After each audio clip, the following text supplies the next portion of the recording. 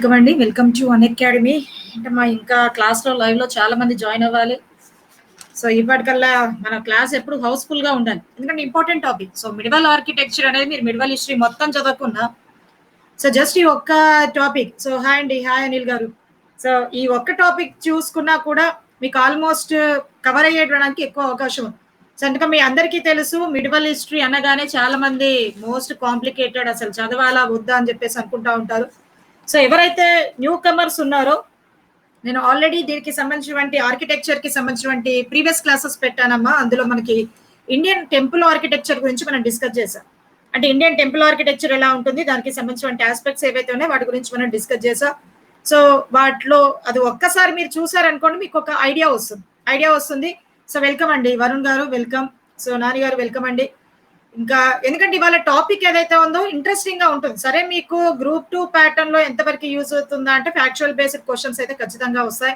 Factual based ఉంటాయి. నేను PDF కూడా చాలా డీటెయిల్ గా తెలుగులో ఇంగ్లీష్ లో రెండిట్లలో కూడా పెట్టాను. ఒకసారి సో ఓపిక ఉంటే అట్లీస్ట్ స్లైడ్స్ చూడండి. మొత్తం చదవవలసిన అవసరం లేదు. ఎందుకంటే అంత డెప్త్ మనకి సివిల్స్ ఓరియంటెడ్ గా అయితే అడగరు.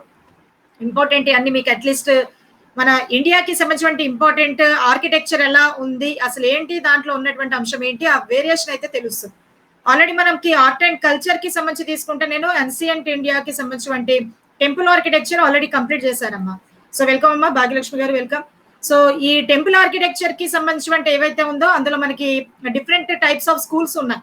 అందులో మనకి మేజర్ గా చెప్పినటువంటి నగర, అదేవిధంగా తీసుకుంటే మనకి మధుర ఆర్కిటెక్చర్, నెక్స్ట్ కనిపించేటువంటిది ఏదమ్మా వెసర, దాంతో పాటు ఉన్నటువంటి ద్రావిడ సపరేట్ స్కూల్ కదా ఈ ద్రావిడ ఆర్కిటెక్చర్. వీటన్నిటి గురించి కూడా చాలా డీటెయిల్ గా ఎక్స్ప్లెయిన్ చేసుకున్నాం. మీకు ప్రీవియస్ ఫ్రీ క్లాసెస్ ఉన్నాయి, ఒక్కసారి అవి చూసేసేయండి. ఓకే, ఎందుకంటే ఒక ఐడియా ఉంటుంది టెంపుల్స్ అంటే అసలు ఎలా ఉంటుంది ఆర్కిటెక్చర్ అనగానేది. ప్రతి రాజుల యొక్క కాలంలో వాళ్ళన్న టెంపుల్ కడుతున్నారు, అక్కడ ద్రావిడ ఆర్కిటెక్చర్ అంటున్నారు, నగర అంటున్నారు, ఇండో ఇస్లామిక్ అంటున్నారు, అదేవిధంగా ఇండో సార్సినిక్ అని మనకి మేజర్ గా కనిపిస్తుంది.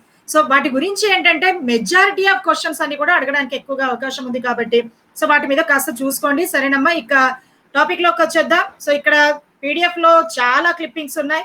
ఇక ఇంకా జాయిన్ అయ్యే వరకు నేను ఒక్కసారి సబ్స్క్రిప్షన్ కి సంబంధించినటువంటి ప్రాసెస్ చెప్తాను. ఇంతమంది ఎడ్యుకేటర్స్ ఒక్కొక్క టాపిక్ కి సంబంధించి కూడా ఒక్కొక్క సబ్జెక్ట్ కి సంబంధించి కూడా చాలా మంది ఉన్నారు. సో దాని వల్ల మీకు ఏంటంటే యూటిలైజ్ చేసుకోవడానికి అవకాశం ఉంది. ఇవన్నీ కూడా నా ఫ్రీ క్లాసెస్ కి సంబంధించిన సెషన్స్ ఉన్నాయి. ఒకసారి ఫాలో బటన్ మీద క్లిక్ చేశారనుకోండి మీకు నాకు సంబంధించిన నోటిఫికేషన్స్ అన్ని కూడా అప్డేటెడ్ గా వస్తాయి.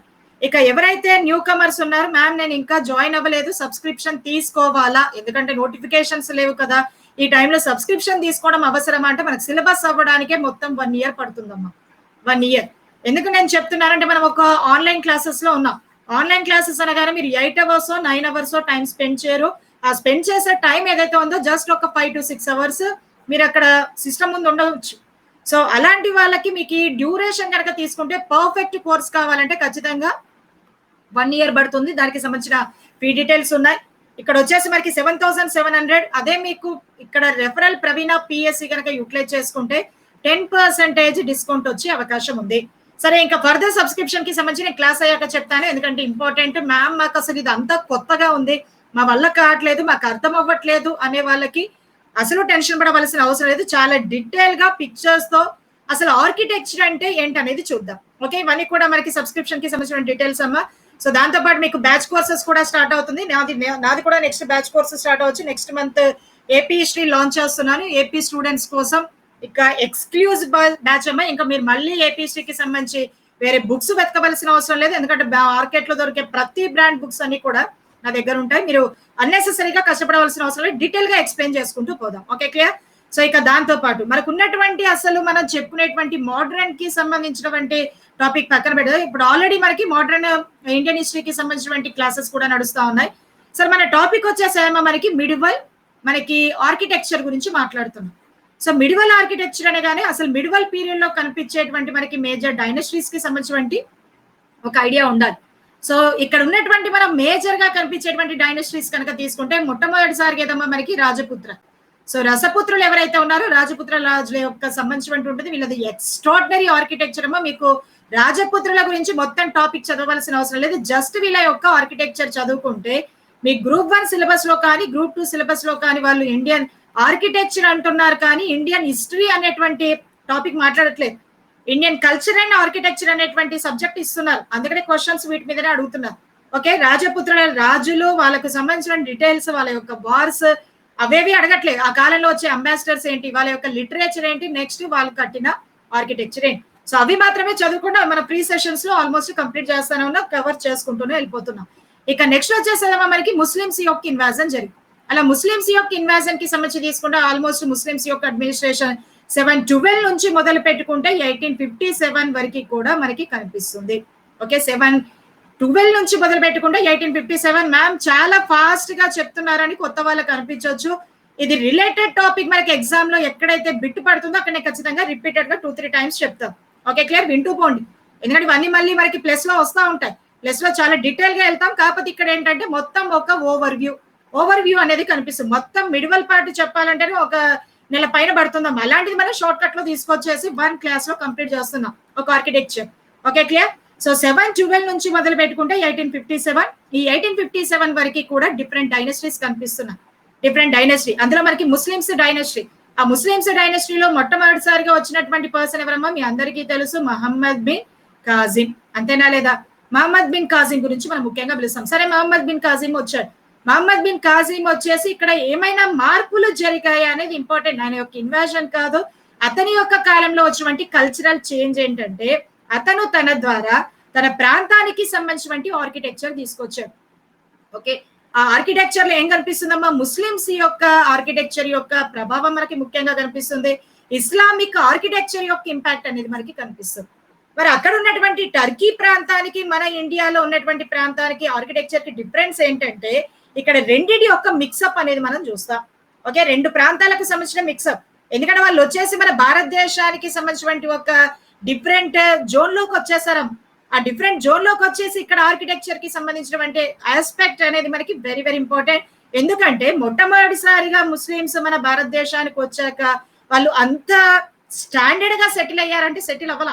ఫర్ ఎగ్జాంపుల్ మనకి ఢిల్లీ సుల్తానేట్స్ వచ్చారు. ముస్లిమ్స్ మహమ్మద్ బిన్ కాజిం తర్వాత మీ అందరికీ కూడా తెలుసు, గజనీ గాని గోరీ గాని వీళ్ళంతా కూడా దండయాత్రలు చేసుకుంటూ మన యొక్క సంపదనంతా కూడా వారి ప్రాంతానికి తరలి తీసుకెళ్లేవారు.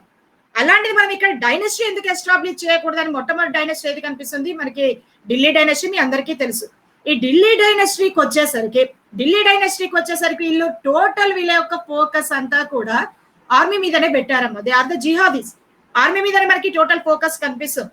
ఇలా ఆర్మీ మీద ఫోకస్ పెట్టినటువంటి వీళ్ళకి టోటల్ ఎక్స్పెండిచర్ అంతా కూడా ఫస్ట్ డైనస్టీ సెటిల్మెంట్ మీదనే పెట్టారు తప్ప ఆర్కిటెక్చర్ మీద చాలా తక్కువ. ఎందుకంటే మన ఇండియన్ ఆర్కిటెక్చర్ అనేది ఎంత గొప్ప ఘన చరిత్ర అంటే, ఫర్ ఎగ్జాంపుల్ మనం బృహదీశ్వర టెంపుల్ గురించి చూసుకున్నాం, ఐడియా ఉంది కదమ్మా. అదేవిధంగా ఉత్తర భారతదేశంలో మధుర ఆర్కిటెక్చర్, నగర ఆర్కిటెక్చర్ లో కనిపించేటువంటి కొంత అత్యంత ధనికవంతమైనటువంటి టెంపుల్స్ అంతా కూడా మన ఇండియాలో ఉన్నాయి. ఆర్కిటెక్చర్ అనగానే ప్రపంచాన్ని శాసించే విధమైనటువంటి ఆర్కిటెక్చర్ మన ఇండియా యొక్క సొంతం. అలాంటిది వీళ్ళు వచ్చేసరికి ఎకనామికల్ గా అంత స్టేబుల్ గా లేకపోవడం వల్ల మేజర్ గా గుర్తుపెట్టుకునేటువంటి కాన్సెప్ట్ కనుక తీసుకుంటే, ఏదైతే మనకి తక్కువగా ఉండేటువంటి క్వాలిటీ తక్కువ ఉన్నటువంటి రాయి కానీ, లేదా కార్వింగ్ చాలా తక్కువ కానీ, లేదా మనకి మేజర్ గా మనమేమో ఎక్కువగా గ్రానైటో లేదా రెడ్ శాండ్ స్టోనో లేకపోతే మనకి శాండ్ స్టోనో ఇలాంటివి వాడేవాళ్ళం ఆర్కిటెక్చర్. వీళ్ళు అలా కాదమ్మా, ఎక్కువగా సూపర్ ఫాస్ఫేట్ ఆఫ్ లైమ్ ఉంటుంది కదా, లైమ్ స్టోన్ ఎక్కువగా వాడడం స్టార్ట్ చేశారు. అంటే తక్కువ రేట్ లో ఆల్రెడీ మన దగ్గర ఉన్నటువంటి ఆర్కిటెక్చర్ ఉంది కదా, ఆర్కిటెక్చర్ హిందూ టెంపుల్స్ ఉన్నాయి కదా, ఆ హిందూ దేవాలయాలని ధ్వంసం చేసి వాళ్ళ యొక్క ఆర్కిటెక్చర్ తీసుకొచ్చారు. Okay, clear. ఆల్మోస్ట్ మనకు ఉన్నటువంటి టెంపుల్స్ అంతా కూడా తీసుకుంటే హిందూ ముస్లిమ్స్ కి సంబంధించిన ఆ టైంలో జరిగిన జిహాదీలో భాగంగా టెంపుల్స్ అంతా కూడా ఆక్యుపై చేసి ఏం చేస్తారు, వాళ్ళ యొక్క ఆర్కిటెక్చర్ కట్టుకున్నారు. కాబట్టి దాని మీద ఏమొక్క ఇంపాక్ట్, మన హిందూ ఆర్కిటెక్చర్ యొక్క ఇంపాక్ట్ ఉంది కాబట్టి దాన్ని ఏమంటున్నాం, ఇండో ఇస్లామిక్ ఆర్కిటెక్చర్ గా మనం ముఖ్యంగా పిలుస్తాం. ఓకేనా అమ్మా. సో ఇది మనకి ఇండో ఇస్లాం ఆర్కిటెక్చర్ దానికి సంబంధించిన ఇంపార్టెంట్ కాన్సెప్ట్ లో మనం మేజర్ గా ఇది రావడానికి ముఖ్యమైనటువంటి కారణం. సో రావడానికి ముఖ్య కారణంగా మనం ముఖ్యంగా పిలుస్తాం. ఇంతవరకు అయితే డౌట్ లేదు కదా. సో ఇది మనకి ఇండో ఇస్లాం అంటే మన యొక్క ఇండియన్ కల్చర్, అదేవిధంగా ముస్లిమ్స్ యొక్క కల్చర్ ఇక్కడ మేజర్ గా కనిపిస్తుంది. ఫర్ ఎగ్జాంపుల్ మనం టెంపుల్ కట్టేసాం, టెంపుల్ కట్టగానే ఇక్కడ తండాస్ ఎక్కువ, ప్లాటోస్ ఏరియాలో ఉన్నాం. సో ఇలాంటి చోట ఖచ్చితంగా మనం ఏం పెట్టుకున్నామమ్మా, మనం కండక్టర్స్ పెట్టుకున్నామా, సో అలా కలశాలను పెట్టుకున్నామా, లేదా మెటల్ తో చేసే కలశాలు పెట్టుకున్నాం. మరి అలాంటిది వచ్చేసి మనకి ముస్లిమ్స్ వచ్చేసారు, వాళ్ళ యొక్క కల్చర్ లో మనకి ఎక్కువగా డోమ్స్ కనిపిస్తాయి. సో డోమ్స్ మనం మేజర్ గా చూస్తాం. వాళ్ళు మన ప్రాంతానికి రాగానే సరే మన ఆర్కిటెక్చర్ లోనే కడతామని అనుకున్నారు, కానీ ఇక్కడ సపోర్ట్ అవ్వదు. అక్కడ స్ట్రాంగ్ గా ఉండాలి, ఒక కన్స్ట్రక్షన్ స్ట్రాంగ్ గా ఉండాలంటే ఖచ్చితంగా ఏముండాలమ్మా, మనకి డోమ్ పైన ఖచ్చితంగా ఏదైనా ఒక మనకి కండక్టర్స్ అయితే ఉండాలి. అందువల్ల వీళ్ళు ఇక్కడ ఏం చేశారు, దీనికి సంబంధించి ఇక్కడ వీళ్ళు కూడా మినార్స్ ని కట్టడం స్టార్ట్ చేశారు. అర్థమైంది కదా, ఇది మన యొక్క ఆర్కిటెక్చర్ లో వచ్చినటువంటి మార్పు. సో దాన్ని మనం ఇండో ఇస్లాం ఆర్కిటెక్చర్ అంటే, రాజపుతులది రాజపుత ఆర్కిటెక్చర్ సపరేట్ గా ఉంటుంది, దాని గురించి నేను మళ్ళీ డిస్కస్ చేస్తాను. ఎందుకంటే ఇండో ఇస్లాం ఆర్కిటెక్చర్ మీద ఖచ్చితంగా బిట్స్ అడుగుతారు, కంపల్సరీ బిట్స్ అడుగుతారు. సో ఇది మనకి ఇండో ఇస్లామిక్ ఆర్కిటెక్చర్, దానికి సంబంధించిన బేసిక్ ఫండమెంటల్స్ నేను తెలుగులో చాలా క్లియర్ గా మీకు డీటెయిల్ గా పెట్టానమ్మా. ఆర్కిటెక్చర్ కి సంబంధించి అసలు ఎలా ఉంటుంది, దానికి సంబంధించిన కాన్సెప్ట్ ఏంటి, ప్రతిది కూడా చాలా క్లియర్ గా ఉన్నాయి. సరే మ్యామ్ ఇంత బాగానే ఉంది, ఇదంతా చాలా చక్కగా ఉంది, ఇక అసలు ఏంటి డిఫరెన్స్ ఏంటి ఎన్సిఎంటి టైం కి మనకి ఇక్కడ ఉన్నటువంటి ఏదైతే మనం మేజర్ గా చెప్పుకునేటువంటి మనకు ఈ మిడివల్ పార్ట్ కి సంబంధించిన ఆర్కిటెక్చర్ కి మధ్య సంబంధించినటువంటి ఆ డిఫరెన్స్ ఏంటి అనేటువంటి ఆస్పెక్ట్ కనుక మనం ముఖ్యంగా చూసినప్పుడు, అందులో ఒక్కసారి చూసుకోండమ్మా, చాలా సింపుల్ గా స్లైట్ డిఫరెన్సెస్ మాత్రమే ఉంటాయి. మేడం పీడిఎఫ్ పెట్టారా, ఆ పీడిఎఫ్ ఉంది కదమ్మా, ఎందుకు పీడిఎఫ్ కనిపించట్లేదా? సో పీడిఎఫ్ ఉందమ్మా, ఇదిగోండి ఇవంతా కూడా పీడిఎఫ్ క్లిప్పింగ్సే కదా, కనిపించట్లేదా గంగ గారు? ఓకే ఓకే, తెలుగులో ఉందమ్మా, ఎండింగ్ లో ఉంది, మీరు ఏది హ్యాపీగా వింటూ పోండి. తెలుగులో నేను లాస్ట్ లో మొత్తం కూడా మీకు పీడిఎఫ్ పెట్టేశాను, ఇంగ్లీష్ లోనే కాదు తెలుగులో కూడా. Okay clear? సో తెలుగులో కూడా ఉంది కాబట్టి మీరు పీడిఎఫ్ దాన్ని చదువుకోండి, మీకు క్లియర్ గా అర్థమవుతాయి. ప్రతి టాపిక్ కి సంబంధించిన తెలుగు పీడిఎఫ్ కూడా చాలా వెతికి పెట్టాల్సి వచ్చింది. Okay clear? ఓకేనమ్మా, తెలుగులో క్లియర్ గా ఉంది, మీరు దాని గురించి ఏం వరీ అవ్వకండి. కానీ ఖచ్చితంగా తెలుగు పీడిఎఫ్ అయితే చదవండి, చాలా షార్ట్ కట్ గా ఉంది, మనకు రిలేటెడ్ గా ఉంది. అక్కడ మీకు చాలా బిట్స్ కవర్ అవుతాయమ్మా, ఫ్యాక్చువల్ బేస్డ్ బిట్స్ అనేటి చాలా కవర్ అయ్యే అవకాశం ఉంది. Okay clear? సరే నేను తెలుగు పీడిఎఫ్ యూజ్ చేస్తాను, మీకు ఎందుకు ఇబ్బందిగా ఉంది అంటే నేను ఖచ్చితంగా తెలుగులోనే చూపిస్తాను. తర్వాత ఇంగ్లీష్ ఇది ఒక్కసారి నేను బ్యాకప్ మీకు పిక్చర్స్ కోసం తీసుకుందాం. ఓకే, పిక్చర్స్ కోసం మీకు అక్కడ పిక్చర్స్ అంటే చాలా క్లియర్ గా ఉన్నాయి. Okay clear? సరే వాట్ ఎవర్, ఇందులో మనకి మేజర్ గా చెప్పినటువంటి ఇండో ఇస్లామిక్ ఆర్కిటెక్చర్, దానికి సంబంధించి మనం ముఖ్యంగా గుర్తుపెట్టుకునే కంటే ముందు అసలు ఆ డిఫరెన్సెస్ ఏంటో చూద్దాం. డిఫరెన్సెస్ ఏదమ్మా, మనకి ఎన్సిఎంటి టైం కి అదేవిధంగా ఉన్నటువంటి ఇప్పుడున్నటువంటి ఏదైతే మిడివల్ పార్ట్, ఇక్కడ ఎన్సిఎంట్ తీసుకుంటున్నా నేను, ఇక్కడ వచ్చేసి మిడివల్ పార్ట్ కి సంబంధించిన ఆర్కిటెక్చర్ చూస్తున్నా. ఆ ఆర్కిటెక్చర్ కి సంబంధించిన డిఫరెన్సెస్ కనుక మనం ముఖ్యంగా గమనించినప్పుడు, సింపుల్ గా ఏం లేదమ్మా, ఆర్కిటెక్చర్ లో ఎన్సిఎంటి టైంకి వచ్చేసరికి అక్కడ ఎంట్రన్స్ కనుక మీరు కనుక గమనించినప్పుడు, ఎంట్రన్స్ తీసుకున్నాం అంటే ఏది మనకి ముఖద్వారం అంటారు కదా, ఆ ఎంట్రన్స్ ని కనుక గమనించినప్పుడు ఎలా ఉంటుంది ఎంట్రన్స్ అంటే, దాన్ని వర్డ్స్ ఇలాగే రాస్తారు. మీ దాంట్లో ఎవరైనా గ్రూప్ 1 ప్రిపేర్ అయ్యే వాళ్ళు ఉంటే వాళ్ళకి ఖచ్చితంగా ఇవన్నీ కూడా యూజ్ అవుతాయమ్మా. లెంటల్ అంటారు, లెంటల్. Okay clear? లెంటల్ గా మనం ముఖ్యంగా పిలుస్తాం, మేజర్ గా పిలుస్తాం. ఎంట్రన్స్ అనేది ఇలా ఉంటుంది, ఎలా ఉంటుంది అనేది నేను మళ్ళీ ఎక్స్ప్లెయిన్ చేస్తాను. అదే ముస్లిమ్స్ కి వచ్చేసరికి ఖచ్చితంగా ఆర్చ్ కనిపిస్తాయి. ఆర్చులు మనం ఇక్కడ మేజర్ గా ప్రముఖంగా గుర్తుపెట్టుకునేటువంటి ఇంపార్టెంట్ అంశంగా మనం ముఖ్యంగా పిలుస్తాం. Okay clear? ఇక్కడ ఉన్నటువంటి ఆర్కిటెక్చర్ లో ఈ కల్చర్ ఏదైతే ఉందో దీన్ని ఏమంటామంటే ట్రాబియేట్ అంటాం. ట్రాబియేట్ లెంటల్. ఏం వర్డ్స్ మేడం ఇవన్నీ మేము ఎప్పుడు వినలేదు అంటే, కొత్తగానే ఉంటాయమ్మా, కానీ కొత్తగానే ఉంటాయి. బేసిక్ అనుకోండి, మీరు ఒక స్టేట్ సర్వీస్ ఎగ్జామ్సే కాదు, ఎలాగో నోటిఫికేషన్స్ కి సంబంధించిన ఇయర్ షెడ్యూల్ ఉండట్లా.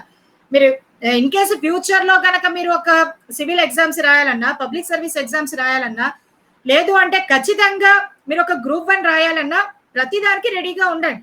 ఒక లిమిట్ సిలబస్ గా పెట్టుకొని చదువుకోమాకండి. ఓకే, ఎందుకంటే నోటిఫికేషన్స్ చాలా తక్కువగా ఉన్నాయి కదా. ఓకే సరే, ఇక్కడ చూడండి ట్రాబియేట్ అంటున్నారు, అది వరుస తర్వాత చూద్దాం. ముందైతే అసలు కాన్సెప్ట్ ఏంటో చూద్దాం.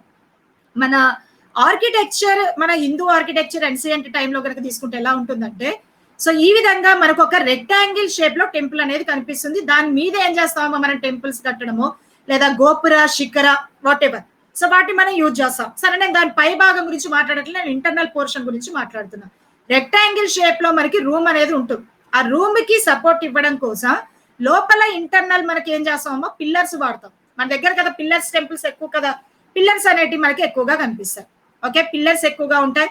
ఆ పిల్లర్స్ మధ్యలో చక్కగా మనకి కార్వింగ్ అనేది ఉంటుంది.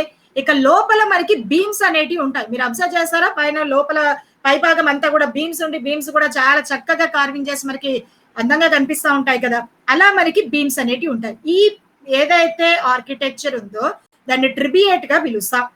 ట్రిబియేట్ గా మనం ముఖ్యంగా పిలుస్తాం. ఇది ఎవరి యొక్క స్పెషాలిటీ? అంటే మన హిందూ టెంపుల్. ఆల్రెడీ నేను అక్కడ ఆర్కిటెక్చర్ చెప్పాను. నగర, ద్రవిడ, మీరు వెసర ఏదైనా తీసుకోండి, అలా చక్కగా ఇక్కడ టెంపుల్ వచ్చేస్తుందమ్మా. టెంపుల్ వచ్చేసి ఇక్కడ ఏముంటాయి మనకి, చక్కగా తోరణాలు ఉంటాయి, దాంతో పాటు మనకి ముఖ మండపాలు ఉంటాయి. ఆ ముఖ మండపాలు వచ్చేసి మనకి ఏ విధంగా కనిపిస్తుంది, మొత్తం పిల్లర్స్ కనిపిస్తాయా, పిల్లర్స్ ఉంటాయా లేదా?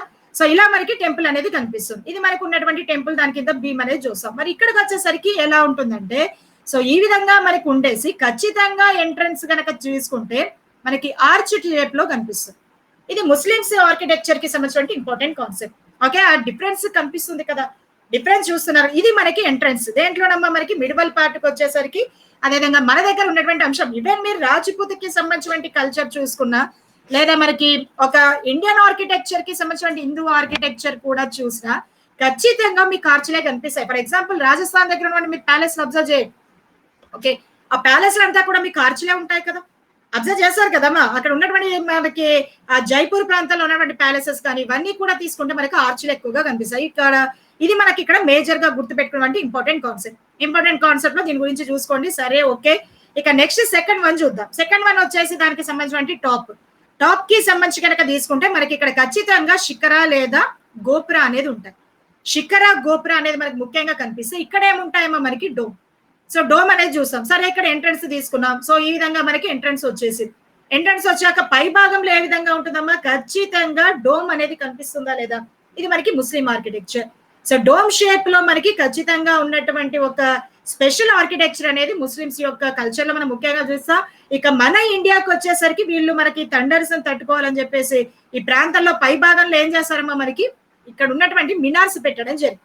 సో మినార్స్ అనేవి మనకి ముఖ్యంగా స్పెషల్లీ మన ఇండో ఇస్లాం ఆర్కిటెక్చర్ లో భాగంగా మనకి మేజర్ గా చెప్పుకునేటువంటి అత్యంత ప్రముఖమైన అంశం. ఇక టవర్స్, ఇక్కడ వెరీ వెరీ ఇంపార్టెంట్ డిఫరెన్స్ ఏంటంటే మిడివల్ పార్ట్ కి వచ్చేసరికి ఎన్సియంట్ హిస్టరీ దగ్గర మనకి టవర్స్ పెద్దగా కనిపించవు. అంతా కూడా గోపుర, శిఖర లేదా ధ్వజస్తంభ, ద్రవిడలో తీసుకుంటే ఇలాంటి ఆర్కిటెక్చర్ చూసాం. కానీ ఇక్కడికి వచ్చేసరికి అలా కాదమ్మా, చుట్టూ మనకి ఏం కనిపిస్తాయి, టవర్స్ అనేటివి ఉంటాయా లేదా? అబ్జర్వ్ చేస్తున్నారు కదమ్మా. సో ఇలా మనకి టవర్స్ అనేటివి కనిపిస్తాయి. ఆ టవర్స్ పైన కూడా చిన్నగా డోమ్ షేప్, దానిపైన కూడా మన ఇండియన్ ఆర్కిటెక్చర్ లో భాగంగా ఏం పెట్టేశారు, మనకి కలశాస్, మనకి మినార్స్ అనేటివి పెట్టినటువంటి అంశం మనం ముఖ్యంగా చూసాం. ఓవరాల్ గా ఒక స్ట్రక్చర్ అయితే కనిపిస్తుంది కదా. సో ఇది మనకి ఇండో ఇస్లాం ఆర్కిటెక్చర్ గా మనం ముఖ్యంగా మేజర్ గా చెప్పుకునేటువంటి అంశం. సరే, ఇక్కడ వాడేటువంటి మెటీరియల్ ఏంటి? ఆ మెటీరియల్ పరంగా కనుక మనం ముఖ్యంగా గమనించినప్పుడు ఇండో ఇస్లాం ఆర్కిటెక్చర్ లో సరే మనకి ఎన్సియంట్ టైంలో ఏదైతే ఉందో అక్కడ లోకల్ గా దొరికేటువంటి డొమెస్టిఫికేషన్ కి సంబంధించినటువంటి స్టోన్ ఏదైతే ఉంటుందో, ఫర్ ఎగ్జాంపుల్ సౌత్ ఇండియాలో గ్రానైట్ ఎక్కువగా దొరుకుతుంది. గ్రానైట్ ఆర్కిటెక్చర్ ఎక్కువగా చూసాం. అదే మధుర ఆర్కిటెక్చర్ చూసుకునేసరికి రెడ్ శాండ్ స్టోన్. అదేవిధంగా గాంధారాకు వచ్చేసరికి మనం ఏది వాడామమ్మా, ఆ గాంధార ఆర్కిటెక్చర్ లో స్టోన్ కనుక మనం ముఖ్యంగా ప్రముఖంగా చూస్తే అక్కడ వచ్చేసి sand stone, grey sand stone అనేది మనం ఎక్కువగా వాడాం, అంతే కదా. సో అలా మనకి ఇక్కడికి వచ్చేసరికి టోటల్ గా వీళ్ళు ఏదమ్మా బ్రిక్స్ ఎక్కువగా వాడారు. ఎందుకంటే అంత ఎక్స్పెన్సివ్ పెట్టలేరు కదా బ్రిక్స్, దాంతో పాటు లైమ్ స్టోన్ అనేది మనకి ముఖ్యంగా కనిపిస్తుంది. Okay, clear. సో ఇది ఓవరాల్ గా మనకి ఆర్కిటెక్చర్, వాటికి సంబంధించిన డిఫరెన్స్. ఇక్కడ ఏమైనా డౌట్స్ ఉన్నాయా? క్లియర్ గానే ఉంది కదా. ఎందుకంటే మినిమం అవేర్నెస్ ఉండాలమ్మా. మినిమం అవేర్నెస్ లేకుండా హిస్టరీ చదవకూడదు. ఏదో చదివామా, బిట్స్ చదివామా, చూసామని కాదు, సబ్జెక్ట్ కమాండ్ ఉండాలి. ఏ టాపిక్ చదివినా కూడా సబ్జెక్ట్ మీద కాస్త కూస్తో కమాండ్ లేకుండా మనం ముందుకెళ్తే అది ఒక సర్టిఫై చేసినట్టు కాదు. అందుకని మీరు గుర్తుపెట్టుకోలేకపోవడానికి కారణాలు. Okay, clear. ఇది మనకి ఇండో ఇస్లామిక్ ఆర్కిటెక్చర్. ఇక్కడ నేను గ్రూప్ 1 కి సంబంధించిన ఆన్సర్ పెట్టాను. ఒకసారి గ్రూప్ 1 ప్రిపేర్ అయ్యే వాళ్ళు ఎవరైతే ఉన్నారో పర్ఫెక్ట్ గా దీన్ని యూటిలైజ్ చేసుకోవచ్చు. న్యూ టాపిక్ అమ్మా, నాకు తెలిసి ఇంతవరకు ఎడ్యుకేటర్స్ కూడా ఇలాంటి మన దాంట్లో పెట్టలేదు కదా. ఆల్మోస్ట్ నా వచ్చేటి అన్ని కూడా కొత్తగా తీసుకొని రావడానికి చూసాం. Okay, clear. ఇది మనకి ఇండో ఇస్లాం. నాకు తెలిసి ఇవంతా కూడా మీకు మిడివల్ పార్ట్ లో వస్తాయి. మిడివల్ పార్ట్ ఆల్మోస్ట్ మీ అందరికి చాలా సార్లు సిలబస్ లో చెప్పేశారు, నాకు తెలిసి ఐడియా ఉంది. అందరూ విన్నవాళ్ళే. ఇక్కడ ఉన్నటువంటి వాళ్ళందరూ కూడా నాకు కొత్త వాళ్ళు ఎవరు కనిపించట్లేదు. కొత్త వాళ్ళు దాదాపు నా క్లాస్ ని తట్టుకోలేరమ్మా. ఇక్కడ ఏదో ర్యాపిడ్ స్పీడ్ లో వివేక్ శతాబ్ది కొడుతున్నారని చెప్పేసి ఇంకో క్లాస్ కి వెళ్ళిపోతారు. అఫ్ కోర్స్ కొంత అలవాటు కావాలి నా క్లాస్ కి స్పీడ్ తట్టుకోవాలి అంటే. ఓకే, ఎందుకంటే మినిమం అవేర్నెస్ ఉండాలి కదా. బాబర్ గురించి తెలియకుండా మనం ఆర్కిటెక్చర్ అని చెప్పుకుంటాం, అక్బర్ గురించి తెలియకుండా అక్కడ ఆర్కిటెక్చర్ గురించి మనం ఏం చెప్పుకుంటాం. సో అందుకని కాస్త బేసిక్ నాలెడ్జ్ ఉండాలి. స్పెషల్లీ ఏంటంటే గ్రూప్ 1 ప్రిపేర్ అయ్యే వాళ్ళకి ఈజీగా క్యాచ్ చేస్తారు. గ్రూప్ 2 ప్రిపేర్ అయ్యే వాళ్ళు ఖచ్చితంగా జాబ్ కొడతారమ్మా. ఎందుకంటే మన సబ్జెక్ట్ 100% న్యాయం చేయడానికే ఇక్కడ నేను ఎగ్జామినేషన్ పర్పస్ గా గుర్తు పెట్టుకునే విధంగా మీకు డీటెయిల్ గా వెళ్తున్నా. లాస్ట్ టైం గుర్తుంటుంది, ఫ్యాక్చువల్ బేస్డ్ మీకు నోటిఫికేషన్ రాగానే మీరే రివిజన్ చేసుకుంటారు, ఏది ఇంపార్టెంటో మీకు అప్పటికి తెలిసిపోతుందమ్మా. ఎందుకంటే చిన్నపిల్లలు కాదు, ఒక గైడ్ లైన్స్ ఉంటుంది. Okay clear. ఫస్ట్ ఏంటంటే ఒక దారి చూపించే వాళ్ళు కావాలి, అంతవరకు మాత్రమే మా పాత్ర. ఆ తర్వాత నెక్స్ట్ సెషన్ అంతా కూడా మీ మీదనే డిపెండ్ అయి ఉంది. సరే ఓకే. ఇక ఇస్లామిక్ శైలి అనేది మనకి ముఖ్య లక్షణంగా ఇక్కడ మనం మేజర్ గా కనిపిస్తాయి. ఇక్కడ మేజర్ గా పెద్ద పెద్ద గుమ్మటాలు, కమాన్స్ ఎక్కువగా ఉంటాయి కదా. ఇక నెక్స్ట్ మనకి మేజర్ గా కనిపించేటువంటి వాటిలో వీళ్ళ యొక్క ఆర్కిటెక్చర్ లో కార్వింగ్ అనేది చాలా తక్కువ. అంటే శిల్పకళ అంటారు కదా, కార్వింగ్ చాలా తక్కువగా ఉంటుంది. మరి మ్యామ్ ఏముంటుంది వీళ్ళ యొక్క స్పెషాలిటీలో కనుక తీసుకుంటే వాళ్ళకి సంబంధించినటువంటి కల్చర్ కి సంబంధించినటువంటి స్క్రిప్ట్ ఉంటుందా? ఆ స్క్రిప్ట్ ఏదైతే ఉంటుందో దాన్ని చాలా అందంగా వాళ్ళ యొక్క ఆర్కిటెక్చర్ లో మొత్తం కూడా కార్వింగ్ చేస్తారు. అది ఇక్కడ వీళ్ళ యొక్క స్పెషల్. మీరు తాజ్ మహల్ గనక తీసుకుంటే మొత్తం ఖురాన్ అంతా కూడా దాని మీద అంతా కూడా చాలా అందంగా క్యాలిగ్రఫీ అంటాం కదా, క్యాలిగ్రఫీ ఎంత అందంగా ఉంటుందో అలా మనకి పర్షియాలో, ఉర్దూలో మనకి చాలా చక్కగా ఇక్కడ వీళ్ళ యొక్క క్యాలిగ్రాఫిక్ ఆర్కిటెక్చర్ అనేది one of the most famous ఏంటంటే ఇండో ఇస్లామిక్ ఆర్కిటెక్చర్ కి సంబంధించిన చాలా ఇంపార్టెంట్ కాన్సెప్ట్. Okay clear. ఇక దాంతో పాటు జాలీ వర్క్ ఎక్కువగా కనిపిస్తాయి. ఎక్కువగా వీళ్ళు లోటస్ కానీ స్వస్తిక్, ఇక్కడ చూడండి అమ్మా, ముస్లిమ్స్ యొక్క కల్చర్ లో కూడా స్వస్తిక్ అనేది మనకి ఇక్కడ గుర్తులను వాడతారు, గుర్తులకు ఎక్కువగా వాడుతూ ఉంటారు. ఇక దాంతో పాటు మరి అంతెందుకు మన యొక్క నాజీ పార్టీ ఉందా, హిట్లర్ కి సంబంధించినటువంటి నాజీ పార్టీ యొక్క గుర్తు కూడా ఏంటి? స్వస్తిక్. ఎందుకంటే హిట్లర్ కూడా ఏ ప్రాంతానికమ్మా మనకు ఉన్నటువంటి జర్మనీ ప్రాంతం ఇదంతా కూడా మనకి ఏదైతే మిడిల్ ఏసియాకి సంబంధించిన యూరప్ ప్రాంతానికి సంబంధించిన యురేషియా ప్రాంతానికి దగ్గరగా ఉంది కదా. అంటే అక్కడ ఉన్నటువంటి మనకి ఆర్యాస్ కూడా ఇన్వాజన్ చేసి వచ్చిన మన ఏ ప్రాంతం నుంచి వచ్చారంటే ఈ ప్రాంతాల నుంచి. అందుకనే తెల్లగా చాలా అందంగా ఉంటారు హిట్లర్. అందుకనే తన రాజ్యంలో ఎవరైతే మనకి చూడడానికి వికృతంగా ఉన్నాడో వాళ్ళని చంపేసే వాళ్ళు అంట. ఓకే. అందుకనే మనకి సుభాష్ చంద్రబోస్ హిట్లర్ దగ్గరికి ఎందుకు వెళ్ళగలుగుతాడంటే కారణాలు ఉన్నాయమ్మా. ఓకే. సరే, నేతాజీ సుభాష్ చంద్రబోస్ కి సరే వాట్ ఎవర్, ఇవన్నీ కూడా పక్కన పెడదాం.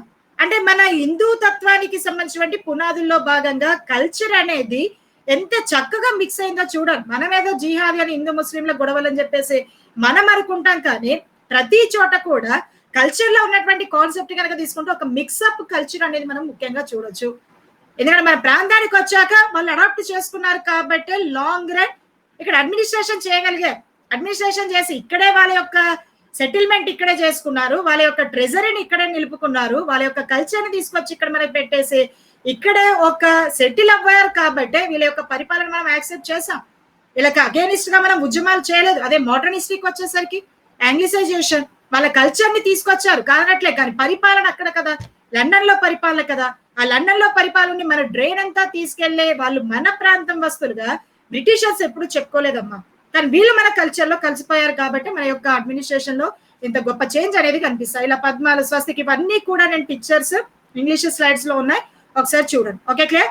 సో ఇవి మనకి ఇక్కడ అత్యంత ప్రముఖంగా గుర్తుపెట్టుకునే అంశం. అలా ఇండో ఇస్లామిక్ ఆర్కిటెక్చర్ ఇవన్నీ కూడా మనం ముఖ్యంగా ప్రముఖంగా చూస్తూ ఉంటాం. Okay clear. సరే, ఒక్కొక్క డైనస్టీ యొక్క కాలంలో ఆర్కిటెక్చర్ ఏంటి, దాని యొక్క ప్రత్యేకత ఏంటి చూద్దాం. అసలు ఏంటి మెయిన్ ఇంపార్టెంట్ ఫీచర్స్ ఏంటి? గ్రూప్ 1 ప్రిపేర్ అయ్యే వాళ్ళైతే నోట్స్ వీలైతే రాసుకోండి. గ్రూప్ 2 ప్రిపేర్ అయ్యే వాళ్ళైతే వింటూ పోండి. ఫ్యాక్చువల్ బేస్డ్ వచ్చినప్పుడు నేను చెప్తాను. ఆల్మోస్ట్ అన్ని కవర్ అవుతాయి. అన్ని కవర్ అయితే మనం చెప్పుకున్నాం మినార్స్ ఇక్కడ అత్యధికంగా ఎక్కువగా మనకి మేజర్ గా కనిపిస్తూ ఉంటాయి. పెద్ద ప్రేయర్ హాల్స్ ఉంటాయి కదా. ఆ ప్రేయర్ హాల్స్ ఎక్కువగా మనకి ఇక్కడ మేజర్ గా కనిపిస్తూ ఉంటాయి. ప్రేయర్ హాల్స్ విపరీతంగా మనకి వీళ్ళ యొక్క ఆర్కిటెక్చర్ యొక్క ప్రయాజీ. మరి ఎక్కడి నుంచి వచ్చాయి మేడం ప్రేయర్ హాల్స్ అంటే ఆల్రెడీ బౌద్ధ మతంలో కూడా మనకి ప్రేయర్ హాల్స్ ఉన్నాయా లేదా? ఆ బౌద్ధ మతం యొక్క కన్స్ట్రక్షన్స్ డెస్ట్రాయ్ చేసుకొని మనం మంటపాలు కట్టుకున్నాం. మన మంటపాలను డెస్ట్రాయ్ చేసి వీళ్ళు ఏం చేస్తారమ్మా ప్రేయర్ హాల్స్ కట్టినటువంటి ఆర్కిటెక్చర్ మనం ముఖ్యంగా ఇక్కడ మేజర్ గా గమనిస్తాం. ఇక హ్యూమన్ రిప్రజెంటేషన్ ఉన్నటువంటి అంటే ఏది మనకి మానవ రూపాలు కలిగినటువంటి ఎక్కడ కూడా మీకు శిల్పకళ కనిపించదు. మీరు అబ్జర్వ్ చేయండి, ఎక్కడైనా మినార్స్ కానీ ఆ మినార్స్ మీద ఏవైనా చక్కగా డిజైనర్ లతలు, తీగలు ఇలాంటివి కనిపిస్తాయి, కానీ మీకు ఎప్పుడైనా మనుషుల రూపాలు ఎక్కడైనా కనిపిస్తాయి మనకి ఇస్లామిక్ ఆర్కిటెక్చర్ లో? సో పొరపాటున కూడా అది కనిపించడమా, స్ట్రిక్ట్లీ అది అవైటెడ్ గా గుర్తుపెట్టుకోండి. సో మనకి ఇస్లామిక్ ఆర్కిటెక్చర్ లో మేజర్ గా గుర్తుపెట్టుకునే ఇంపార్టెంట్ కాన్సెప్ట్ ఇవంతా కూడా మనం ప్రముఖంగా చెప్పుకుంటా స్క్రిప్ట్ కి అత్యంత ప్రయారిటీ ఇచ్చేటువంటి వాటిగా మనం ముఖ్యంగా చెప్పొచ్చు. ఓకే, స్క్రిప్ట్ కి ఎక్కువగా ప్రయారిటీ ఇస్తారు. స్క్రిప్ట్ లో భాగంగా దీన్ని ఏమంటామంటే మనం కూఫీ అని పిలుస్తారు. అది వీలైతే నోట్ చేసుకోండి. కూఫీ కల్చర్ అంటారు. కూఫీ కల్చర్ అంటే ఏంటంటే టోటల్ గా వాళ్ళకు సంబంధించిన ఏవైతే మనకి స్ట్రక్చర్ ఉంది కదా, సో ఇలా మనకి ఏం చేస్తున్నారమ్మా, ఎంట్రీ గేట్ ఉంది, ఈ ప్లేస్ అంతా ఖాళీగా ఉంటుంది, దీని మొత్తం మీద క్యాలిగ్రఫీ రాస్తారు. పర్షియన్ లాంగ్వేజ్ లో మీకు క్యాలిగ్రఫీ కనిపిస్తుంది.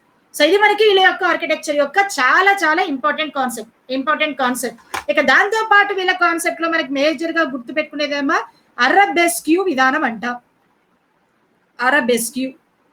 అరబెస్క్యూ విధానంగా మనం ముఖ్యంగా పిలుస్తాం. ఏంటి అరబెస్క్యూ విధానం? మ్యామ్ ఇదంతా చాలా కష్టంగా ఉందనక సింపుల్ గా ఏం లేదమ్మా. అరబెస్క్యూ విధానం అంటే మన భాషలో చెప్పాలంటే సిమెట్రికల్ గా ఉంటాయి. ఏ స్ట్రక్చర్ అయినా తీసుకోండి. ఫర్ ఎగ్జాంపుల్ నేను ఇక్కడ ఒక స్ట్రక్చర్ తీసుకున్నా, నాకు పెద్దగా డిజైన్స్ వేయడం రాదు, ఏదో అడ్జస్ట్ అయిపోండి.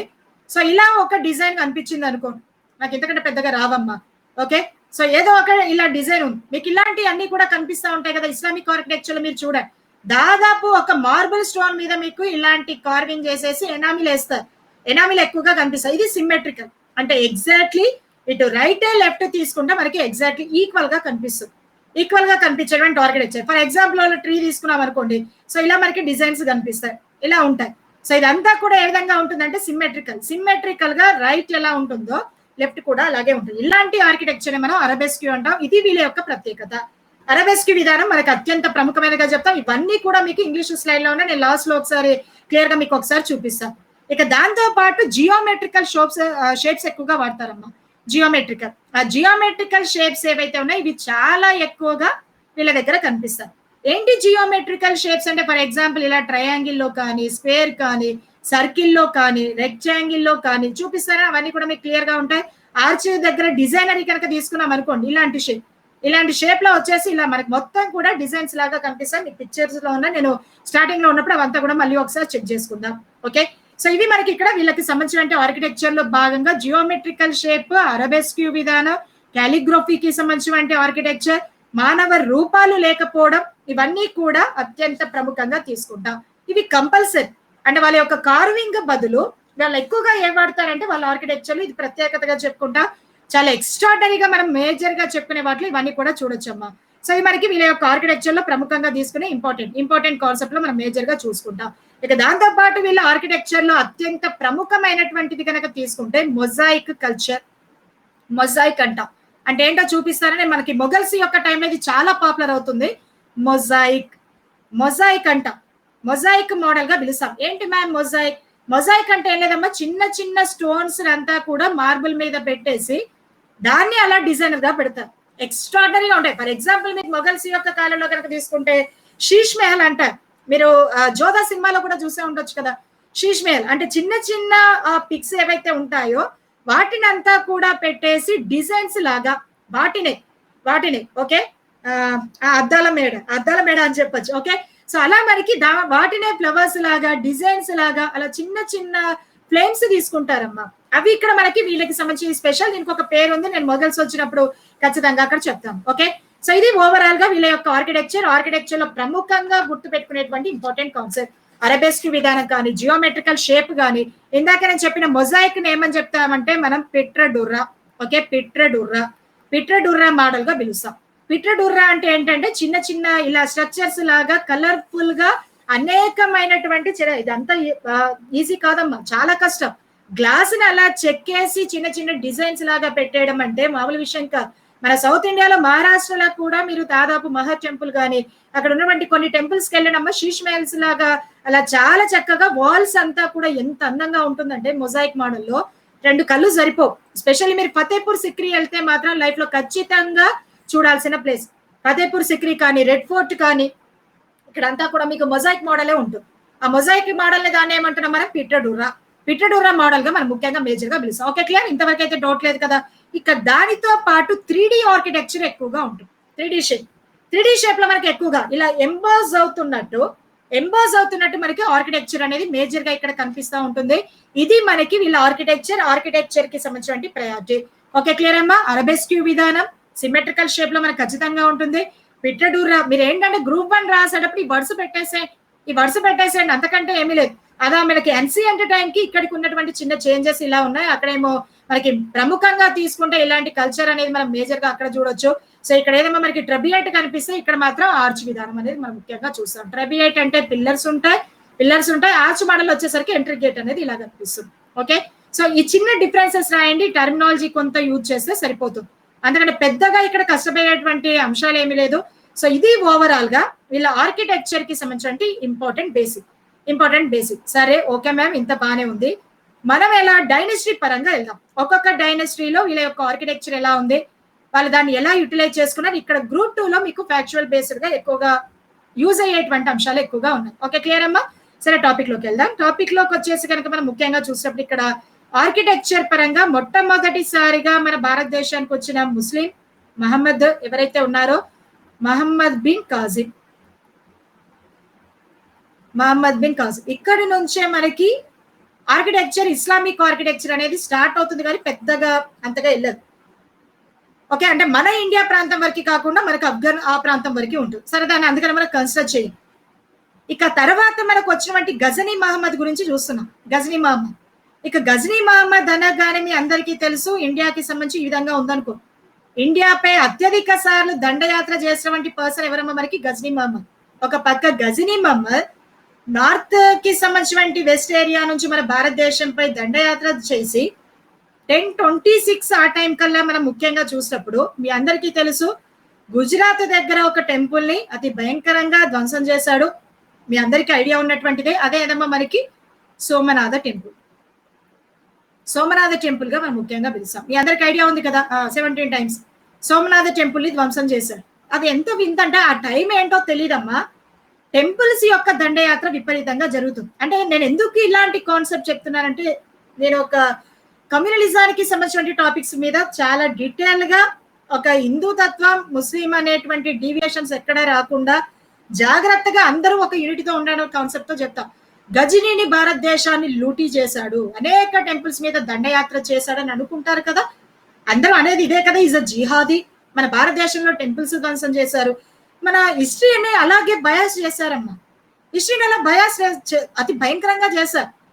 ఎందుకంటే బ్రిటిషర్స్ రాసినటువంటి బుక్స్ లో అలాగే ఉన్నాయి. అదే ఇక్కడ ఉన్నటువంటి సమస్య. అదే టైంలో కాంటెంపరీగా మన సౌత్ ఇండియాలో కనుక తీసుకుంటే చోళ డైనస్టీ అతి భయంకరంగా ఉంది, మీ అందరికీ తెలుసు. ఇక చోళ డైనస్టీలో అత్యంత గొప్ప రాజు అంటే మీ అందరికీ తెలిసినటువంటి రాజరాజ నెంబర్ 1 ఐడియా ఉన్నాడు కదా. రాజరాజ నెంబర్ 1 ఇతడు ద్రవిడ ఆర్కిటెక్చర్ ఈజ్ నెంబర్ 1 కదా. ఎవరమ్మా? బృహదీశ్వరాలయం కట్టినటువంటి రాజరాజ నెంబర్ 1. ఇక అతని కొడుకు ఎవరమ్మా? రాజేంద్ర. గజనీకి కాంటెంపరీగా సౌత్ లో ఇతడు ఉన్నారు. అసలు ఎందుకు వీళ్ళు దండయాత్ర చేస్తున్నారు అనేది ఆలోచిద్దాం. అక్కడ ఈ మతమా ఆ మతం అనేది పక్కన పెట్టాను, నేను మతాల గురించి ఎప్పుడు మాట్లాడట్లా. గజనీ జిహాదీ ప్రకటించేసి టెంపుల్ ని ధ్వంసం చేసేసి సోమనాథ టెంపుల్లో ఉన్నటువంటి అక్కడ శివలింగాన్ని తునకలు చేసేసి మక్కా మదీనాలో పడేశారని అంటున్నారు. ఓకే, ఆ బిట్టు సివిల్స్ లో కూడా అడిగారు. అక్కడ నేను కాదనట్లేదు. కాకపోతే ఈ టైంలో రాజేంద్ర కూడా అత్యధికంగా టెంపుల్స్ మీద దండయాత్ర చేసుకుంటూ ఒరిస్సా వరకు కూడా మనకి టెంపుల్స్ ని ఆక్యుపై చేశాడు. అది మనం ఎక్కడ రాయరు కదా. ఇతని యొక్క ఇన్వాజన్ ఏ విధంగా జరిగిందో రాజేంద్ర యొక్క ఇన్వాజన్ కూడా జరిగింది. అంతెందుకు మన తెలంగాణకు సంబంధించి మీ అందరికీ కూడా తెలుసు, వేములవాడ పేరున్నారా? తెలియని వాళ్ళు అయితే లేరు కదా ఇక్కడ. వేములవాడ ఐడియా ఉంది కదా, ఒక్కసారి కాస్త ఇలా పెట్టేది, నాకు మీకు తెలుసో లేదో తెలుస్తుంది. ఓకే, వేములవాడ అయితే పేరున్నారు కదా. వేములవాడ దగ్గర చాలా మనకు అనేక లింగాలు ఉండేటమ్మా, అనేక కోటి లింగాలు ఉండేటట. కోటి లింగాలని పిలుస్తారు కదా. కరీంనగర్ జిల్లా శాతవాహనుల యొక్క రాజధాని ఏది మీ అందరికీ తెలిసిందే, కోటి లింగాల ప్రాంతం అంటే అలా కోటి లింగాలు ఉండేదట. అంటే తెలంగాణ ప్రాంతానికి సంబంధించిన ఏరియాకి ఇలా పేరు వచ్చిందని చెప్పేసి కోటి లింగాల ఊరు, అది ఇక్కడ వేరే పెట్టుకోండి, కానీ మనకు అనవసరం. అలా ఈ వేములవాడ దగ్గర నుంచి అనేక లింగాలంతా కూడా తీసుకెళ్లి తన ప్రాంతానికి తీసుకెళ్లాడట. అందుకనే కదా ఇక్కడ అతనికి శాపం తగిలిందని చెప్పేసి ఇక్కడ బతుకమ్మ అనేది చాలా పాపులర్ గా ఉంటుంది. గౌరమ్మ అని చెప్పేసి బృహదీశ్వరాలయం యొక్క కన్స్ట్రక్షన్ చేసేటప్పుడు దాన్ని ఇలా మనకి డోమ్ షేప్ లో కట్టాడు, దాని యొక్క గోపురం అని కూడా నేను చెప్పాను.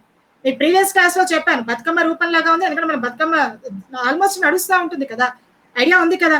సో ఇది ఇక్కడ ఉన్నటువంటి అంశం. అంటే ఏ విధంగా గజని మనకి టెంపుల్స్ పై దండయాత్ర చేశాడో అదే టైంలో రాజేంద్ర కూడా దండయాత్ర చేశాడు. కారణం ఏంటంటే ఇవన్నీ కూడా ఒక బ్యాంకులు అమ్మ. సో బ్యాంక్స్ ఇవి. ఓకే, టెంపుల్స్ అనేది ఒక టోటల్ గా మన ఇండియాకు సంబంధించినటువంటి ట్రెజరీకి నిలువైనటువంటి ప్రాంతాలు. ఓకే, సో ఇది మనం ఓవరాల్ గా గుర్తుపెట్టుకునే ఇక్కడ ఉన్నటువంటి ప్రముఖమైనటువంటి అంశం. అసలు ఇక్కడ ఉన్నటువంటి కాన్సెప్ట్ తీసుకుందాం. సరే, ఢిల్లీ సుల్తానేట్స్ యొక్క కాలం స్టార్టింగ్. ఢిల్లీ సుల్తానేట్స్ అనగానే పేరులోనే ఉంది. ఫస్ట్ మీ డైనస్టీస్ అన్ని కూడా తెలుసు. ఇంగ్లీష్ లో నేను స్లైడ్ లో పెట్టినప్పుడు ప్రతి పేరు కూడా ఉంది, చాలా క్లియర్ గా ఉంది. మీరు తెలుగులో అన్నారు కాబట్టి నేను తెలుగు స్లైడ్ చూపిస్తున్నాను. కానీ ఎక్కువగా నోట్స్ ఇస్తాను ఇక్కడ లాంగ్వేజ్ ప్రాబ్లం ఉండకుండా. ఒకసారి ఇంగ్లీష్ లో చూసుకోండి. ఎవరైనా నాకు లాంగ్వేజ్ ప్రాబ్లం ఉందనే వాళ్ళు చాలా డీటెయిల్ గా ప్రతి క్లిప్పింగ్ కూడా. సరే, ఇక్కడ ఉన్నటువంటి మనకి మేజర్ గా చెప్పినటువంటి ఢిల్లీ సుల్తానేట్స్ కి సంబంధించిన మనం ముఖ్యంగా అబ్జర్వ్ చేస్తే డిఫరెంట్ డైనస్టీస్ ఉన్నాయి. ఆ డిఫరెంట్ డైనస్టీస్ కి సంబంధించిన అంశాలు కనుక తీసుకుంటే అందులో ఏదమ్మా మనకి బానిస వంశం, స్లేవ్ డైనస్టీ తర్వాత మనకి ముఖ్యంగా కల్పించేది వాటిలో ఇందులో అత్యంత ఇంపార్టెంట్ పర్సన్ ఎవరమ్మా మనకి కుతుబుద్దీన్ ఐబక్. వింటూ బోండి సరిపోతుంది. కుతుబుద్దీన్ ఐబక్ గా మనం ముఖ్యంగా పిలుస్తాం. ఓకే, కుతుబుద్దీన్ ఐబక్. ఇక కుతుబుద్దీన్ ఐబక్ అనగానే అప్పుడే కొత్తగా డైనస్టీ ఎస్టాబ్లిష్ చేశాడు. ఫస్ట్ సెటిల్ అవ్వాలి ఎకనామికల్ గా. అందువల్ల అతను టోటల్ గా ఆర్కిటెక్చర్ మీద పెద్దగా ఫోకస్ పెట్టలేదు. ఏవైతే పాత టెంపుల్స్ ఉన్నాయో ఆ వాటిని ధ్వంసం చేసి మన యొక్క Islamic architecture, Indo Islamic architecture ప్రతిరూపంగా మనకి మొట్టమొదటిసారిగా మన భారతదేశంలో మస్జిద్స్ కట్టిన వాడు, మసీదులు కట్టినటువంటి వాళ్ళు ఎవరైతే ఉన్నారో అతనే కుతుబుద్దీన్ ఐబక్ గా మనం ముఖ్యంగా పిలుస్తాం. ఓకే, క్లియర్ అమ్మా. కుతుబుద్దీన్ ఐబక్ దానికి సంబంధించినటువంటి మనం మేజర్ గా గుర్తుపెట్టుకునే అంశం. ఎందుకంటే ఇక్కడ ఆర్కిటెక్చర్ కి సంబంధించినటువంటి ఆస్పెక్ట్ కనుక మీరు గమనించినప్పుడు 2 రకాల ఆర్కిటెక్చర్ చూస్తాం. ఎక్కడమ్మా ఈ టైంలో 2 టైప్స్ ఆఫ్ ఆర్కిటెక్చర్ మనం ముఖ్యంగా కనిపిస్తుంది. ఒకటేమో ఇంపీరియలిజం అంటాం, అంటే సామ్రాజ్యవాదం ప్రతిబింబించేలాగా వాళ్ళ యొక్క విక్టరీకి నిదర్శనంగా పెద్ద పెద్ద సమాధులు కట్టడం, పెద్ద పెద్ద సిక్రీలు కట్టడం, పెద్ద పెద్ద కోటలు కట్టడం. సో అలా మనకి అత్యంత గొప్పమైనటువంటి సామ్రాజ్యవాదం, ఇంపీరియలిజం కల్పించేటువంటి ఆర్కిటెక్చర్ అంతా కూడా మనం ముఖ్యంగా తీసుకుంటే ఢిల్లీ కానీ, ఆగ్రా, ఫతేపూర్ సిక్రీ ఈ ప్రాంతాలంతా కూడా కనిపిస్తాయి. ఈ ప్రాంతాలంతా కూడా మనకి ముఖ్యంగా మేజర్ గా ఇంపీరియలిజం కనిపిస్తుంది. ఎందుకంటే ఢిల్లీ కేంద్రం కదా. ఢిల్లీ అనేది ఢిల్లీ సుల్తానేట్స్ కి కానీ, ఆ తర్వాత ఉన్నటువంటి మొఘల్స్ కి కానీ ఢిల్లీ, ఆగ్రా ప్రాంతాలు అనేది వాళ్ళకి ఇంపార్టెంట్ ప్లేసెస్.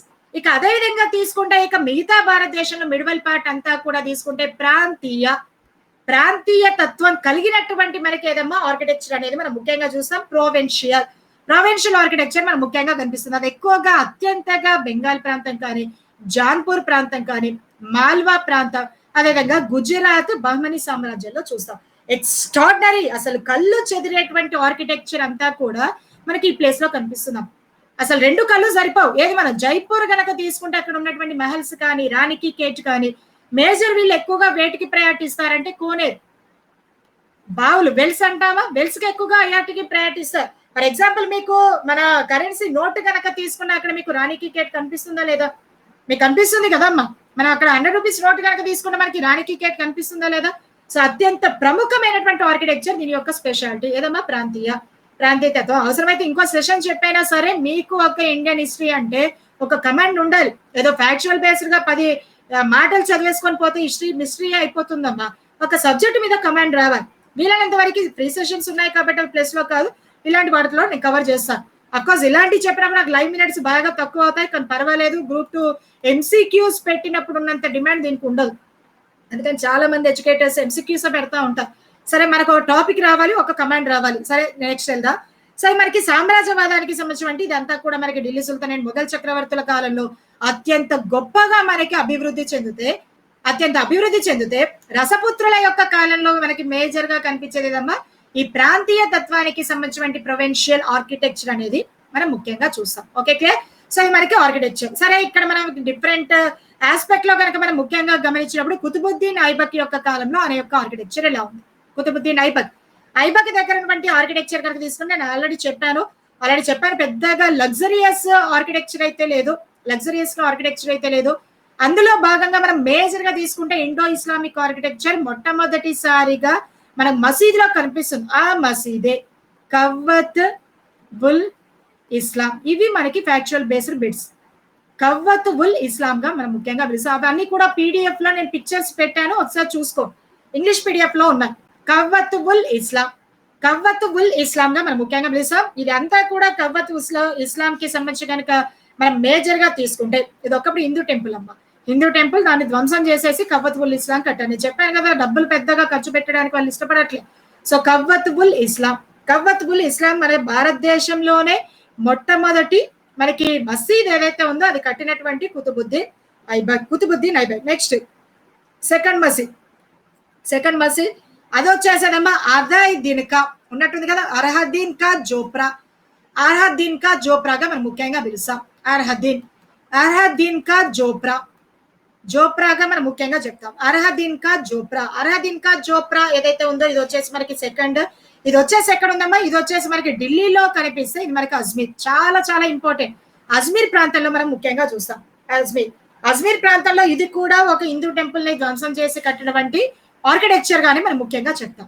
ఇక కుతుబుద్దీన్ ఐబక్ అనగానే మనకు గుర్తుకొచ్చి అత్యంత ఇంపార్టెంట్ కనుక తీసుకుంటే అదే వచ్చేసేమో మనకి కుతుబ్ మినార్ గా మనం ముఖ్యంగా తీసుకుంటాం. Qutub Minar very very important. Construction start చేసినటువంటి పర్సన్ ఎవరైతే ఉన్నారో కుతుబుద్దీన్ ఐబకే అయినప్పటికీ దాన్ని కంప్లీట్ చేసినటువంటి వారు ఎవరమ్మా మనకి ఇల్తుత్మిష్ గా పిలుస్తా. మరి ఎవరి కోసం కట్టాడంటే మన అందరికీ కూడా తెలుసు, అక్కడ ఉన్నటువంటి సూఫీ సన్యాసి. సో అలా మనకి సూఫీ సన్యాసిగా పిలవబడేటువంటి ఎవరైతే మనకి కుతుబుద్దీన్ బక్తియార్ కాకి యొక్క స్మారకార్థం కట్టిందే మనకి ది గ్రేట్ కుతుబ్ మినార్ గా మనం ముఖ్యంగా పిలుస్తాం. సో ఇక్కడ అంతా కూడా చూడండి, నేను చెప్పాను కదా మినార్స్ అనేది పిల్లర్స్ అనేది చాలా చాలా ఇంపార్టెంట్. అలా మనకి కుతుబ్ మినార్ ఒక గ్రేట్ ఆర్కిటెక్చర్, గ్రేట్ కన్స్ట్రక్షన్ గా మనం ముఖ్యంగా చెప్పొచ్చు. ఓకే, క్లియర్ అమ్మా? సో అలా కుతుబ్ మినార్ స్టార్ట్ చేసింది ఐబక్ అయినప్పటికీ కూడా దాన్ని కంప్లీట్ చేసింది మాత్రం ఇల్తుట్మిష్ గా మనం ముఖ్యంగా పిలుస్తాం. Okay, clear? ఇది మనకి ఇక్కడ మేజర్ గా స్లేవ్ డైనస్టీలో ఎంతకంటే పెద్దగా మనకి ఇంపార్టెంట్ చెప్పుకోవాల్సినటువంటి ఆర్కిటెక్చర్ అయితే పెద్దగా లేదు. మేజర్ అలైద్దీన్ కా జోప్రా ఒకటి, దాంతో పాటు కవ్వత్ ఉల్ ఇస్లాం, ఈ రెండు గుర్తు పెట్టుకోండి. So very very important. Next ఆ తర్వాత మనకి తెలుసు నెక్స్ట్ వచ్చినటువంటి డైనస్టీ కనుక తీసుకుంటే ఆఫ్టర్ స్లేవ్ డైనస్టీ తర్వాత నెక్స్ట్ కనిపించే డైనస్టీ వచ్చేసేది మనకి ఖిల్జీ డైనస్టీగా మనం ముఖ్యంగా పిలుస్తాం. ఏంటి చూద్దాం మరి ఖిల్జీ డైనస్టీకి సంబంధించినటువంటి అంశం కనుక మనం ముఖ్యంగా చూస్తే వీళ్ళ యొక్క కాలంకి వచ్చేసరికి కాస్త ఎకనామికల్ గా సెటిల్ అయిపోయారు. Alauddin Khilji is a great person. Total గా ఇండియా అంతా కూడా అడ్మినిస్ట్రేషన్ చేసిన, ఇండియా అంతా కూడా ఒక సబార్డినేట్ ఎకానమీని పెట్టినటువంటి ది గ్రేట్ రూలర్ ఎవరమ్మా మనకి అలాద్దీన్ ఖిల్జీ. మరి ఎకనామికల్ గా స్ట్రాంగ్ గానే ఉంది కానీ పెద్దగా ఆర్కిటెక్చర్ మీద అయితే ఫోకస్ పెట్టలేదమ్మా. వీళ్ళు ఎంతవరకు డైనస్టీ ఎస్టాబ్లిష్ చేయాలనే కాన్సెప్ట్ లో ఉన్నారు కానీ పెద్దగా ఆర్కిటెక్చర్ మాత్రం ఎక్కడ కూడా మనకు అంతగా కనిపించదు. కానీ ఉన్న ఆర్కిటెక్చర్ కనుక చూసుకుంటే ఇక్కడ మనకి రెడ్ శాండ్ స్టోన్ ఇక్కడ ఎక్కువగా వాడారు. ఎందుకంటే వాళ్ళ డైనస్టీ ఎక్స్పాన్షన్ నార్త్ నుంచి మిడిల్ పార్ట్ వరకు వచ్చింది కదా, అలా మధ్య భారతదేశం అంతా కూడా మనకి రెడ్ శాండ్ స్టోన్ ఎక్కువగా దొరుకుతుంది, మోస్ట్ ఎక్స్పెన్సివ్. అంటే ఇక్కడ ఒకటి గుర్తు పెట్టుకోండి, ఎప్పుడు కూడా ఆర్కిటెక్చర్ అనేది వాళ్ళ యొక్క ఎకనామిక్ స్టేటస్ ని చెప్తుంది. మీరు బాహుబలి సినిమాలో చూసారు కదా, మన ఎవరైతే రానా బంగారు శిలా విగ్రహం పెట్టుకుంటారో, బంగారు విగ్రహం ఇంకా శిలా ఏంటి? ఓకే, ఆ బంగారు విగ్రహం అంటే ఏంటి? ఆయన యొక్క విక్టరీకి, ఆయన యొక్క సావర్నిటీకి, ఆయన యొక్క ఇంపీరియలిజానికి నిదర్శనం. అలా ఇంపీరియలిజం లో భాగంగా వచ్చినటువంటి ఆర్కిటెక్చర్ ఇదంతా కూడా. చాలా మనకి రెడ్ శాండ్ స్టోన్ ఎక్కువగా వాడారు. ఇక మీ అందరికీ తెలుసు అలాద్దీన్ ఖిల్జీ యొక్క కాలంలో గనక మనం ముఖ్యంగా చూస్తే గ్రేట్ కన్స్ట్రక్షన్ కనుక తీసుకుంటే సిరిపట్నంగా మనం ముఖ్యంగా పిలుస్తాం. ఈ సిరిపట్నం ఎవరమ్మా కట్టింది? అలావుద్దీన్ ఖిల్జీ. 9 నగరాలు కలిపి, సిరి సంపదలతో కూడిన 9 నగరాలు కలిపి కట్టినటువంటి కన్స్ట్రక్షన్ ని మనం ఏమని చెప్తాం? సిరిపట్నంగా మనం ముఖ్యంగా పిలుస్తాం. Okay, clear? ఐడియా వచ్చిందిగా. ఇది మనకి సిరిపట్నం అనేటువంటి అంశంగా మనం ముఖ్యంగా ప్రముఖంగా తీసుకుంటాం. సో చాలా ఉంటుందమ్మా ఇందులో వచ్చేసి మనకి ఇస్లామిక్ ఆర్కిటెక్చర్ చాలా కనిపిస్తుంది. సో ఇంద్రప్రస్థానం అని చెప్తాం, మైథలాజికల్ కి సంబంధించిన అంశాలు ఇక్కడ ఎక్కువగా కనిపిస్తూ ఉంటాయి. ఆ టైంలో ఒక అలాద్దీన్ ఖిల్జీతో పాటు సైమల్టేనియస్ గా మనకి కనిపించే రాజపుత్ర రాజుల్లో కూడా అతి గొప్పగా ఆర్కిటెక్చర్ డెవలప్మెంట్, ముఖ్యంగా చౌహాన్స్ యొక్క కాలంలో కళ్ళు చెదిరే అంత అందమైనటువంటి ఆర్కిటెక్చర్ కనిపిస్తుంది. రాజపుత్ ఆర్కిటెక్చర్ ఎలా ఉంటుందో నేను ఆ తర్వాత నెక్స్ట్ సెషన్ లో చెప్తాను, ఖచ్చితంగా తీసుకుందాం.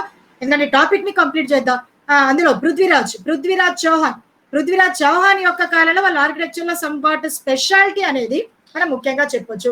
ముఖ్యంగా మనం ప్రముఖంగా తీసుకున్నామంటే ఇంపార్టెంట్ కాన్సెప్ట్. ఓకే, క్లియర్ అమ్మా?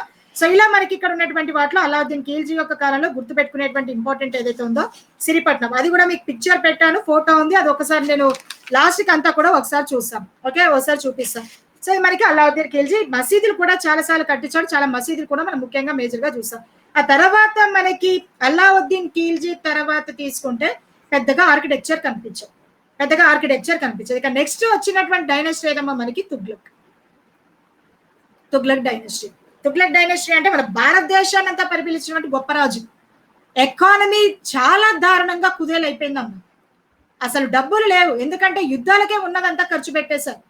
సో ఆర్కిటెక్చర్ మీద పెద్దగా ఫోకస్ పెట్టలేదు.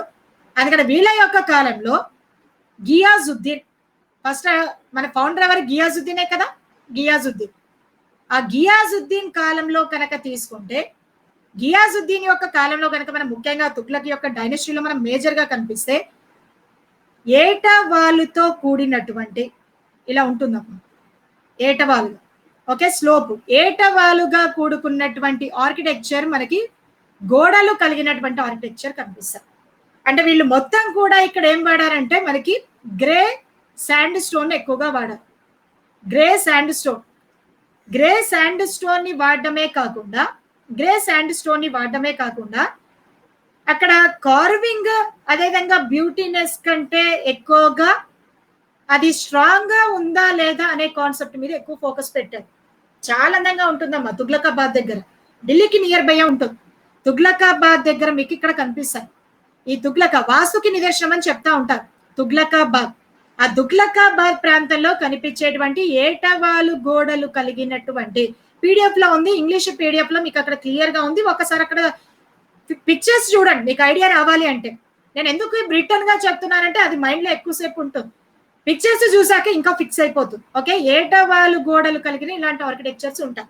వాస్తుకు నిదర్శనం. ఆ కాలంలో ఏంటంటే దీని షాడోని బట్టి టైమింగ్స్ తెలుసుకునే వాళ్ళు అంటాం. తుగ్లకాబాద్ లో ఉంది. ఆ తుగ్లకాబాద్ లో ఉన్నటువంటి ఆర్కిటెక్చర్ కట్టినటువంటి వాళ్ళు ఎవరమ్మా? గియాజుద్దీన్ తుగ్లక్ గా మనం ముఖ్యంగా పిలుస్తాం. Okay, clear.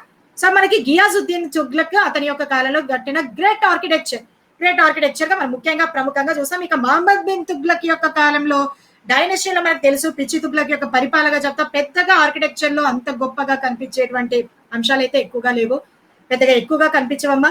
సో అది మనకి ఇక్కడ ఇలా యొక్క కాలంలో కనిపించే మేజర్ ఏంటంటే బ్యూటీనెస్ కంటే స్ట్రాంగ్ గా ఉందా లేదా కన్స్ట్రక్షన్ అనే దానికి ఎక్కువగా ప్రయారిటీ ఇచ్చారు. ఇక అత్యధికంగా కన్స్ట్రక్షన్స్ ఎవరి యొక్క కాలంలో కనిపిస్తాయంటే ఫిరోజ్ షా తుగ్లక్ యొక్క కాలంలో కనిపిస్తారు. మేజర్ ఇతని యొక్క కాలంలో ఫిరోజ్ షా కోట్లా అంటే ఏదమ్మా? ఈయన యొక్క ప్యాలెస్, ఈయన ఒక నగరాన్ని నిర్మించుకున్నాడు. ఫిరోజ్ నగరాన్ని నిర్మించుకొని అక్కడ ఒక పెద్ద కోట్లా కట్టాడు. కోట్లా అంటే ఏంటి? ప్యాలెస్ ని కట్టాడు. హౌస్ ఖానా కట్టించుకున్నాడు. ఎక్స్ట్రాడినరీగా ఉంటుందమ్మా హౌస్ కాస్ అని చెప్పేసి దాన్ని కూడా నిర్మించుకోవడం జరిగింది. ఇక వీళ్ళ ఆర్కిటెక్చర్ లో హైయెస్ట్ ప్రయారిటీ ఏంటంటే ప్రతి ప్యాలెస్ దగ్గర కూడా ఆల్మోస్ట్ మీకు ఏం కనిపిస్తాయంటే మనకి ఉద్యానవనాలు కనిపిస్తాయి, గార్డెన్స్ అమ్మా. వీటిని ఏమంటాం? చార్ బాగ్ గా పిలుస్తాం. ఇది ఢిల్లీ సుల్తానేట్స్ యొక్క స్పెషాలిటీలో చార్ భాగం అంటే ఇలా ఉంటుందమ్మా, ఇలా ఉంటుంది. ఈ నాలుగు వైపులా కూడా మీకు ఏముంటుంది? మనకి టోటల్ గా మీకు ఆల్మోస్ట్ బాగ్ అంటే తెలుసుగా, టోటల్ మనకి కనిపిస్తాయి. మధ్యలో చక్కగా ఫౌంటైన్ పెట్టేసి ఇలా నాలుగు వైపులా కూడా టోటల్ కనిపిస్తాయి. అదే మొఘల్స్ యొక్క ఆర్కిటెక్చర్ కి వచ్చేసరికి అక్కడ మారిపోతుంది. ప్యాలెస్ చుట్టూ కూడా వాళ్ళు ఏం కట్టేస్తారమ్మా? ప్యాలెస్ చుట్టూ కూడా ఇక్కడ చక్కగా వాటర్ పాండ్స్ పెట్టేసి దాని చుట్టూ అంతా కూడా గార్డెన్ ఉంటుంది. అది మొఘల్స్ కి అదేవిధంగా ఉన్నటువంటి ఢిల్లీ సుల్తానేట్స్ కు ఉన్నటువంటి చిన్న తేడాగా మనం ముఖ్యంగా పిలుస్తాం. Okay, clear. సో అలా మనకి చార్బాగ్ ఏదైతే ఉందో అది వీళ్ళ యొక్క ప్రత్యేకత. అలా 1200 ఉద్యానవనాలు కట్టిన ఉద్యానవనాల రారాజుగా మనం ఎవరి గురించి చెప్పొచ్చు? ఇతని గురించి మనం ముఖ్యంగా చూస్తాం. Okay, clear. సో డౌట్ లేదు కదా. ఇది మనకి తుగ్లక్ యొక్క కాలంలో ప్రముఖంగా కనిపించే అంశం. నెక్స్ట్ సయ్యద్ వంశం యొక్క కాలంలో చూద్దాం. ఏంటి మ్యామ్, ఎలా ఉంది సయ్యద్ యొక్క కాలంలో కనుక మనం ముఖ్యంగా మేజర్ గా తీసుకుంటే వీళ్ళు బిల్డింగ్స్ అనేటి ఆ బిల్డింగ్లు ఏవైతే ఉన్నాయో చిన్న చిన్నగా కట్టి డెకరేషన్ మాత్రం విపరీతంగా చేశారు. విపరీతమైన డెకరేషన్ వీళ్ళ యొక్క కాలంలో కనిపిస్తుంది. హైలీ డెకరేటెడ్ అంటే అక్కడ డెకరేటెడ్ అంటే ఇందాక చెప్పాను కదా,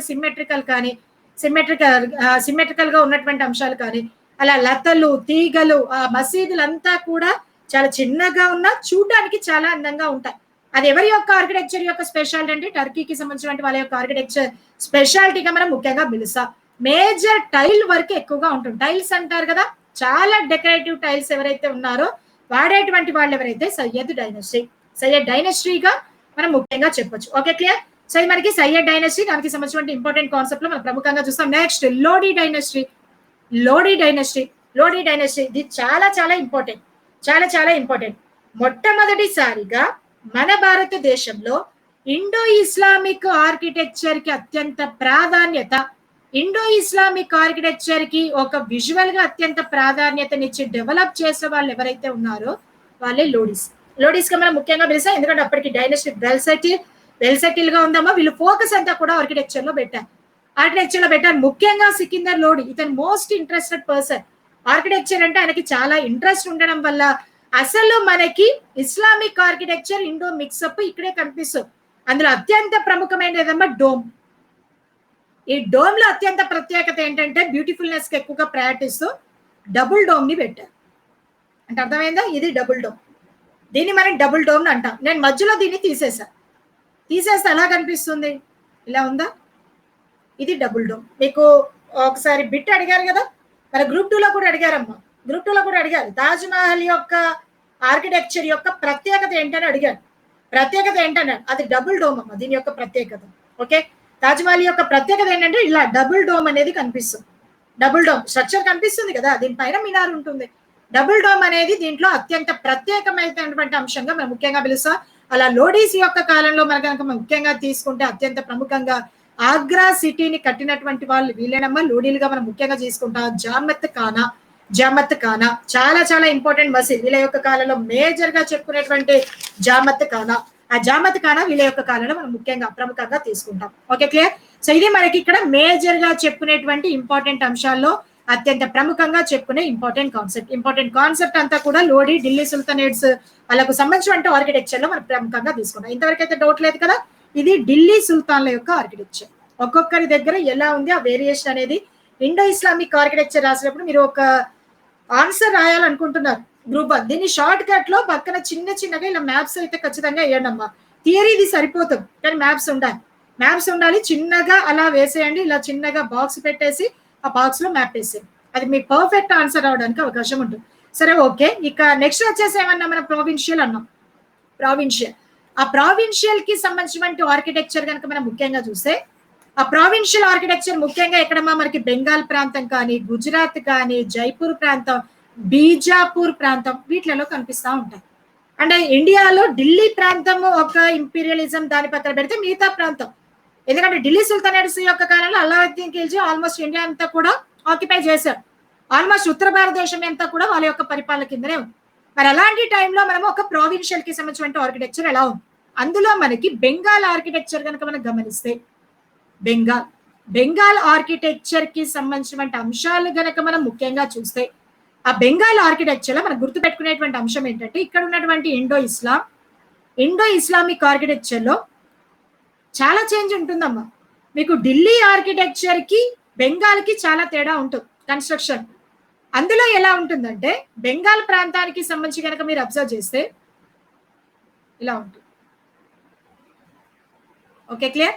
ఇదమ్మా, ఇది మనకి ఇక్కడ ఉన్నటువంటి ఆర్కిటెక్చర్స్. మీరు అటువైపు చూడండి, మీకు మేజర్ గా కనిపించేటువంటి బౌద్ధ ఆర్కిటెక్చర్ యొక్క ఇంపాక్ట్ ఎక్కువగా ఉంటుంది. మీకు బెంగాల్, బీహార్ ఆ ప్రాంతాల్లో తీసుకుంటే బౌద్ధానికి సంబంధించినటువంటి ఆర్కిటెక్చర్ ఇప్పటికీ అక్కడ, ఎందుకంటే ఆ టైంలో మనకి పాల వంశం ఉంది. బెంగాల్ దగ్గర ఏ పేదమ్మా వంశం? పాలవంశం అనగానే మీకు ఏం కనిపిస్తుంది? వజ్రాయన బౌద్ధ మతం అనేది మనకి ఎక్కువగా ఉంటుంది. ఆ టైం కల్లా మనకి ఇస్లామిక్ ఆర్కిటెక్చర్ మన భారతదేశంలోకి వచ్చేసింది. ఆ ఆర్కిటెక్చర్ యొక్క ఇంపాక్ట్ బెంగాల్ ప్రాంతంలో ఈ డోమ్ కి సంబంధించిన ఆర్కిటెక్చర్ యొక్క ఇంపాక్ట్ మన బౌద్ధ మతంలో కూడా ఉంటుంది. మీరు వజ్రాయన బౌద్ధ మతం కనుక తీసుకుంటే మీకు ధర్మశాల, ఘంటసాల ఈ ప్రాంతాలు ఉన్నాయి కదా. ధర్మశాల, ఘంటసాల ప్రాంతాలు అబ్జర్వ్ చేశారా మీరు? అటు సైడ్ కనుక తీసుకోండి అమ్మా. మనకి ఆ ప్రాంతాలు కనుక తీసుకుంటే మనకు ఉన్నటువంటి అక్కడ ఉన్న బౌద్ధ మతానికి సంబంధించిన ఆర్కిటెక్చర్ అంతా ఇలాగే ఉంటుంది కదా. ఫ్లోర్స్ ఎక్కువగా ఉంటాయి కొన్ని చోట్ల. అదే మీకు చైనా దగ్గరకు వచ్చేసరికి ఇలా ఉంటుంది, ఇలా కడతారు మొత్తం. అబ్జర్వ్ చేస్తారా అక్కడ? ఇలా ఉంటాయి చూడండి. మనకి బౌద్ధ ఆర్కిటెక్చర్స్ అబ్జర్వ్ చేశారా? ఇలా ఉంటాయి. మీకు ఎన్ని సినిమాలలో చూడలేదమ్మా, చాలా మూవీస్ లో కనిపించిందా లేదా? ఓకే, సో ఇది ఇక్కడ మనం మేజర్ గా గుర్తుపెట్టుకునే అంశం. మన ఇండియాలో బెంగాల్ ప్రాంతానికి వచ్చేసరికి ఆర్కిటెక్చర్ చూసాం. ఐడియా వస్తుండొచ్చు మీకు, పిక్చర్స్ ఉన్నాయి అక్కడ చూడండి. ఒకసారి పిక్చర్స్ చూడండి, మీకు క్లియర్ గా క్లారిటీగా అర్థమవుతాయి. సో ఇది మనకి ఇక్కడ ఉన్నటువంటి బెంగాల్ ఆర్కిటెక్చర్, దాని యొక్క ప్రత్యేకత. బెంగాల్ ప్రాంతంలో బౌద్ధ మతం యొక్క ఇంపాక్ట్ వల్ల ఆల్మోస్ట్ గోపురాల ప్లేస్ లో ఇన్స్టెడ్ ఆఫ్ గోపురా ఆ డోమ్ కల్చర్ వచ్చేసి ఫ్లోర్స్ అనేది ఎక్కువగా, మన గోపురం దగ్గర కూడా ఇలాగే ఫ్లోర్స్ ఉన్నాయి లేవంటారా? సో ఇలాగే మనం కట్టుకున్నామా లేదా? అదే కల్చర్ యొక్క ఇంపాక్ట్ ఇక్కడ కూడా ఉంది, లేదనట్లేం కాదు. కానీ ఇక్కడ డోమ్ అనేది వచ్చేసి, డోమ్ అనేది మనకి ముఖ్యంగా కనిపిస్తాయి. ఏ మాత్రం లేదమ్మా, కల్చర్ చూడండి ఎంత చక్కగా మిక్స్ అయిపోయింది అనే కాన్సెప్ట్ కనుక తీసుకుంటే ఇక్కడ ఇదంతా కూడా మనం ముఖ్యంగా చూడొచ్చు. సరే, వాట్ ఎవర్, ఇది మనకి ఇక్కడ మేజర్ గా గుర్తుపెట్టుకునే అంశం. ఇక నెక్స్ట్ మాల్వా ప్రాంతం చూద్దాం. మాల్వా ప్రాంతంలో అసలు ఆర్కిటెక్చర్ ఎలా ఉంది? మాల్వా ప్రాంతానికి సంబంధించిన ఆర్కిటెక్చర్ కనుక తీసుకుంటే, మాల్వా అంటే గుజరాత్, మధ్యప్రదేశ్, మహారాష్ట్ర ప్రాంతం. ఈ ప్రాంతాలంతా నల్లరేగడి భూములు కలిగినటువంటి ప్రాంతం అంతా కూడా మాల్వా ప్రాంతంగా పిలుస్తాం. ఇక్కడ రెడ్ శాండ్ స్టోన్ ఎక్కువగా దొరుకుతుంది. రెడ్ శాండ్ స్టోన్ మధుర ఆర్కిటెక్చర్ ఉండేది, ఇది ఎన్సిఎంటి టైంలో. అలా అని చెప్పేసి మిడివల్ పార్టీ కల్లా కూడా మధుర ఉంది లేదని కాదు, మధుర ఉంది. కాకపోతే అక్కడ ఉన్నటువంటి ఇండో ఇస్లామిక్ ఆర్కిటెక్చర్ లో కూడా మనం ఇక్కడ ఏం వాడుతున్నాం? Red sand stone. Red sand stone అనేది ఇక్కడ మనకు మేజర్ గా కనిపించేటువంటి అంశం. చాలా ప్యాలెస్లు ఉన్నాయమ్మా, చాలా ప్యాలెస్లు ఇక్కడ మనకు ముఖ్యంగా ప్రముఖంగా కనిపిస్తూ ఉంటాయి. ఎక్కువగా మొఘల్స్ యొక్క ఇంపాక్ట్ అనేది మనకి మాల్వా ఆర్కిటెక్చర్ మీద ఎక్కువగా ఉంటుంది. ఓకే, మాల్వా మీద ఎక్కువగా ఉంటుంది. అంటే వీళ్ళు ఎక్కువగా ప్యాలెస్లలో కార్వింగ్ కి ఎక్కువగా ప్రయారిటీ ఇవ్వడం కంటే ఇంటర్నల్ డెకరేషన్ కి ఎక్కువగా ప్రయారిటీ ఇచ్చారు. ఇంటర్నల్ డెకరేషన్ అంటే అక్కడ ఏది కార్పెట్లు కానీ తివాసీలు కానీ, అదే గోడలకు వచ్చేసి వాల్ హ్యాంగిల్స్ కానీ. మీకు ఇప్పటికీ సాలార్జీ మ్యూజియం వెళ్తే గోడలకి పెద్ద పెద్ద తివాసీలు ఉంటాయి, అబ్జర్వ్ చేస్తారా? అలాంటి తివాసీలు, కర్టెన్లు, కార్పెట్లు వీటికి ఎక్కువగా ప్రయారిటీ ఇచ్చేవారు ఎవరు? మాల్వా ప్రాంతం. ఎందుకంటే హీట్ రెసిస్టెంట్ కాబట్టి, హీట్ని అబ్జర్వ్ చేసే కెపాసిటీ ఉంటుంది కాబట్టి. సో అది మనకి మాల్వా. ఓకేనా? సో మాల్వా ప్రాంతం, దానికి సంబంధించిన ఇంపార్టెంట్ ఆర్కిటెక్చర్ లో భాగంగా సో ఇది మనం ముఖ్యంగా గుర్తుపెట్టుకోవచ్చు. ఇది మాల్వా ప్రాంతానికి సంబంధించిన ఇంపార్టెంట్, మనం మేజర్ గా ప్రముఖంగా చూసుకోవచ్చమ్మా. ఇక నెక్స్ట్ మోస్ట్ ఇంపార్టెంట్ కనుక తీసుకుంటే అది వచ్చేసి మనకి బీజాపూర్. రిపీటెడ్ గా ఎగ్జామ్ లో అడుగుతాడు, ప్రతి ఇయర్ అడుగుతా ఉన్నా. బీజాపూర్ ప్రాంతం ఏంటి? బీజాపూర్ ప్రాంతం, ఆ బీజాపూర్ ప్రాంతంలో మన భారతదేశంలోనే అతి పెద్ద గుమ్మటం అంటే డోమ్. అతి పెద్ద గుమ్మటం, నాకు ఆప్షన్లు ఎవరైనా చెప్పగలుగుతారా? డోమ్ ఏదైనా ఐడియా ఉందా అమ్మా? అతి పెద్ద డోమ్ అంటున్నా, మన భారతదేశంలోనే అతిపెద్ద డోమ్ ఏది? గోల్ గుంబజ్ గా పిలుస్తాం. ఈ గోల్ గుంబజ్ ఏ ఆర్కిటెక్చర్ అని అడుగుతాడు? ఇండో ఇస్లామిక్ ఆర్కిటెక్చర్ 100% దక్కన్ ప్రాంతంకి వచ్చారమ్మా. Minars compulsory. అలాంటి టైంలో మన భారతదేశంలోనే అతిపెద్ద డోమ్, ఆ గోల్ గుంబజ్ కూడా పిక్చర్ లో ఉంది, ఒకసారి పీడిఎఫ్ లో చూసుకోండి. గోల్ గుంబజ్ గా పిలుస్తాం. అతిపెద్ద డోమ్ ఉంది. మరి బీజాపూర్ల వాళ్ళ యొక్క ప్రత్యేకత ఏంటంటే, ఆల్మోస్ట్ ఇక్కడ ఉన్నటువంటి ఎంట్రీ గేట్ కనుక తీసుకుంటే మనకు ఆర్చ్ లాగా ఉంటుందని చెప్పాను కదా. ఎంట్రీ గేట్ ఎలా ఉంటుందమ్మా? ఆర్చ్ లాగా ఇలా కనిపిస్తుంది. ఆర్చ్ లాగా మనం ముఖ్యంగా చూస్తాం. ఇక్కడికి వచ్చేసరికి సంవాట్ డిఫరెంట్. 3 ఆర్చెస్ ఉంటాయి. 3 ఆర్చెస్ కనిపిస్తాయి. మీరు ముస్లిమ్స్ ఆర్కిటెక్చర్ చూసినప్పుడు ఇవన్నీ కూడా గమనించవచ్చమ్మా. ఇలా త్రీ ఆర్చెస్ అనేది మనం ముఖ్యంగా చూస్తాం. Okay, clear? ఇలా ఉంటుంది. ఇది 3 ఆర్చెస్. ఇది మనకి ఎంట్రీ. ఎక్కడ? మనకి బీజాపూర్ వాళ్ళ యొక్క కల్చర్. ఇది మనం ప్రముఖంగా చెప్తాం. 3 ఆర్చెస్ అనేది ఇక్కడ మనకి ప్రముఖంగా కనిపిస్తుంది. 3 ఆర్చెస్ చూసా. సరే, ఇంతవరకు ఓకే, బానే ఉంది. ఇక దాంతో పాటు అక్కడ ఉన్నటువంటి గుమ్మటం అంటే ఆల్మోస్ట్ మనకి హాఫ్ స్పెరికల్ ఉంటుంది, అంతే కదా. ఒక స్క్వేర్ ని తీసుకుంటే సగం ఉంటే దాన్ని ఏమంటున్నా? దాన్ని డోమ్ అంటున్నాం. కానీ ఇక్కడ డోమ్ అలా కాదు, ఇక్కడ ఇలా వస్తుందమ్మా. డోమ్ వచ్చేసి మీకు ఇలా ఉంటుంది. Okay, clear? ఓకేనా? అంటే ఈ షేప్ లో మనకి ఎక్కువగా సర్కిల్ షేప్ అనేది కాస్త ఎండ్ అనేది డోమ్ ఇలా కాకుండా, ఇక్కడ కాకుండా కింది భాగంలో కట్ అవుతుంది. అది స్పెషల్ మనకి బీజాపూర్. అలా మన భారతదేశంలోనే అతిపెద్ద డోమ్ ఎక్కడ ఉందంటే మనకి గోల్ గుంబజ్. అది దీని యొక్క ప్రత్యేకత. Okay, clear? ఇప్పుడైతే మర్చిపోరు కదా గోల్ గుంబజ్. దానికి మీకు ఆర్కిటెక్చర్ ఖచ్చితంగా అర్థంగా. ఇక బీజాపూర్ వాళ్ళ యొక్క మరొక ప్రత్యేకత ఏంటంటే, మన భాషలో అంటారు చూడండి, ముస్లిమ్స్ టెర్మినాలజీలో సజ్జలు అంటారు. ఐడియా ఉందా అమ్మా? పేరున్నారా? ఇవి ఎక్కువగా ఉంటాయి. వాళ్ళ ఇల్లులు కట్టుకున్నా, కన్స్ట్రక్షన్స్ కట్టుకున్నా ఇంటి ముందట ఇలాంటి చిన్న చిన్నగా అంటే వర్షపు నీళ్లు పడితే లోపల పడకుండా ఆ సజ్జలు అంటారు చూడండి, ఇలా కన్స్ట్రక్షన్ చేసి దాని పక్కన ఖచ్చితంగా సజ్జలు అనేటివి ఉంటాయి. మన హిందూ ఆర్కిటెక్చర్ చాలా తక్కువ. మన హిందూ ఆర్కిటెక్చర్ ఇలాంటివి కనిపించవమ్మా మీకు ఎక్కడ సజ్జలు, అట్టకలు ఇలాంటివి ఏమీ ఉండవు. సో అది మనకి ముస్లిం ఇండో ఇస్లామిక్ ఆర్కిటెక్చర్ లో బీజాపూర్ దగ్గర విపరీతంగా కనిపిస్తాయి. ఎందుకు కనిపిస్తాయి అంటే మన దక్కన్ ప్రాంతంలో ఉన్నారు. బీజాపూర్ ఏరియా అంతా దక్కన్ ప్లాటోస్ ప్రాంతం కదా, థండర్స్ ఎక్కువ, ఉరుములు ఎక్కువ, జోరున వర్షం పడుతుంది, చాలా హెవీగా వర్షం పడుతుంది. అందువల్ల వాళ్ళు ఏం కట్టుకున్నారు, సజ్జలు కట్టుకున్నారు. ఎప్పుడు కూడా జాగ్రఫీ పరంగా కల్చర్ ఉంటుంది కానీ మత పరంగా అనేది మాత్రం పక్కన పెట్టేసేది. మత పరంగా కాదు, పరిస్థితులు బట్టి మార్చుకున్నారు. మన ఇండియా యొక్క జాగ్రఫీ పరంగానే వీళ్ళ యొక్క ఆర్కిటెక్చర్ అనేది మనం ముఖ్యంగా ప్రముఖంగా తీసుకుంటాం. సో అలా goal Gumbaz it's world famous అమ్మ. గోల్ గుంబజ్ అనేది చాలా ప్రముఖమైనటువంటి అత్యంత ప్రాధాన్యతమైనటువంటి ప్రాంతంగా పిలుస్తాం. ఓకే, సో ఇవంతా కూడా మనకి దేనికి సంబంధించి ఇవన్నీ కూడా మనం అత్యంత ప్రముఖంగా గుర్తుపెట్టుకునేటువంటి ప్రావిన్షియల్ వాటిగా మనం ముఖ్యంగా పిలుస్తాం. ఇక మిగిలిన వాటిలో మనకి అత్యంత మేజర్ ఏదమ్మా మొఘల్స్ మిగిలిపోయింది, దాంతో పాటు రాజపుత డైనస్టీ. వీటి గురించి మనం చూడాలి. మొఘల్స్ చాలా డీటెయిల్ గా వెళ్దాం. మొఘల్స్ యొక్క ఆర్కిటెక్చర్ ఎలా ఉంటుందో రాజపుత మీకు స్లైడ్ గా చెప్తాను. రాజపుత యొక్క ఆర్కిటెక్చర్ లో మనం ప్రముఖంగా గుర్తుపెట్టుకునేటువంటి అంశం ఏంటంటే ఆ రాజపుత ఆర్కిటెక్చర్ కి సంబంధించిన అత్యంత మేజర్ గా ఇదంతా కూడా మొఘల్ ఆర్కిటెక్చర్. మొఘల్ ఆర్కిటెక్చర్ లో ఖచ్చితంగా మీకు జాలీస్ కనిపిస్తారు. జాలి అనేది విపరీతంగా ఉంటుంది. అంటే అలా ఎందుకు జాలి అనేది ఉంటుందంటే ఇది రాజపుత కల్చర్ నుంచి వచ్చింది. రాజపుత్రుల యొక్క కల్చర్ నుంచి వచ్చినటువంటి జాలి విధానం ఉంది కదా, ఆ జాలి విధానమే మనకి ఎవరి దగ్గర కనిపిస్తుంది అంటే మొఘల్స్ యొక్క కాలం. మరి రాజపుత్రుల యొక్క కాలంలో జాలి విధానం ఎందుకుందంటే అక్కడ తెలుసు కదమ్మా, మహారాణి ఉంది. మహారాణి అందరికీ కనిపిస్తుందా? అక్కడ వస్తారు మన రాజగారు సార్ గారు వస్తారు, రాగానే జాలీల దగ్గర నుంచి ఇలా పెట్టుకొని చూస్తుంది. మీరు అబ్జర్వ్ చేస్తారా, మూవీస్ లలో చూస్తూ ఉంటారు చూడండి, కన్స్ట్రక్షన్స్ ఎలా ఉంటాయి, పరదలాగా ఉంటుంది చూడండి అమ్మా, మొత్తం జాలి నెట్వర్క్ మీకు ఇక్కడ క్లియర్ గా కనిపిస్తుంది చూడండి, ఇలా ఉంటుంది. లేదు ఇలాంటి కన్స్ట్రక్షన్ చేసుకోకపోతే మీకు రోజ్ వుడ్ తో ఆర్కిటెక్చర్ కి సంబంధించిన ఎక్స్ట్రాడనరీ వుడ్ వర్క్ కూడా కనిపిస్తుంది. ఇలా పరదాలాగా మొత్తం వేసేస్తారు. ముస్లిమ్స్ వాళ్ళ కల్చర్ లో ఎక్కువగా ఉంటుంది, మీరు అబ్జర్వ్ చేస్తారా. సో ఇలాంటి జాలి వర్క్ అసలు ఎలా చెక్కారు అనేది హైలీ అల్టిమేటెడ్. ఎందుకంటే వాళ్ళ యొక్క ఎకనామీకి, వాళ్ళ యొక్క టోటల్ గా ఇంపీరియలిజానికి నిదర్శనం అమ్మ జాలి వర్క్. ఇది మనకి జాలి వర్క్ గా మనం ముఖ్యంగా పిలుస్తాం. ఇది ఎక్కడి నుంచి తీసుకున్నారంటే రాజపుతుల దగ్గర నుంచి తీసుకున్నాం. రాజపుత యొక్క ఆర్కిటెక్చర్, రాజపుత ఆర్కిటెక్చర్ లో భాగంగా కనిపించేటువంటి అంశం. ఇక మరి రాజపుత ఆర్కిటెక్చర్ లో స్పెషాలిటీ ఏంటంటే పెద్ద పెద్ద ప్యాలెస్లమ్మ, కళ్ళు చెదిరేటువంటి అతిపెద్ద ప్యాలెస్లు ఎవరి యొక్క కాలంలో కనిపిస్తాయి, రాజపుతుల యొక్క కాలంలో కనిపిస్తాయి. కనిపించి స్పెషాలిటీ ఏంటంటే ఇది ఒక ప్యాలెస్. ఈ ప్యాలెస్ దగ్గర చాలా స్టోర్స్ ఉంటాయి. హవా మహల్ అంటారు, మీరు చూస్తుంటే మీకు ఐడియా ఉండొచ్చు. పిక్చర్ చూడండి, ఉన్నాయి పిక్చర్స్ పెట్టాను, హవా మహల్ అంటాం. ఇక మన రాజుకి ఎంతమంది భార్యలు అనేది అక్కడ అడగకూడనటువంటి అంశం. ఎందుకంటే మీకు తెలుసు రాజపుత రాజులకి ఆదరించే గుణం ఎక్కువ కాబట్టి దండయాత్ర చేశాక ఆడవాళ్ళు అక్కడ సతీ కింద చనిపోకుండా అందరినీ తీసుకొచ్చి పెళ్లి చేసుకుంటారు, అది కామన్.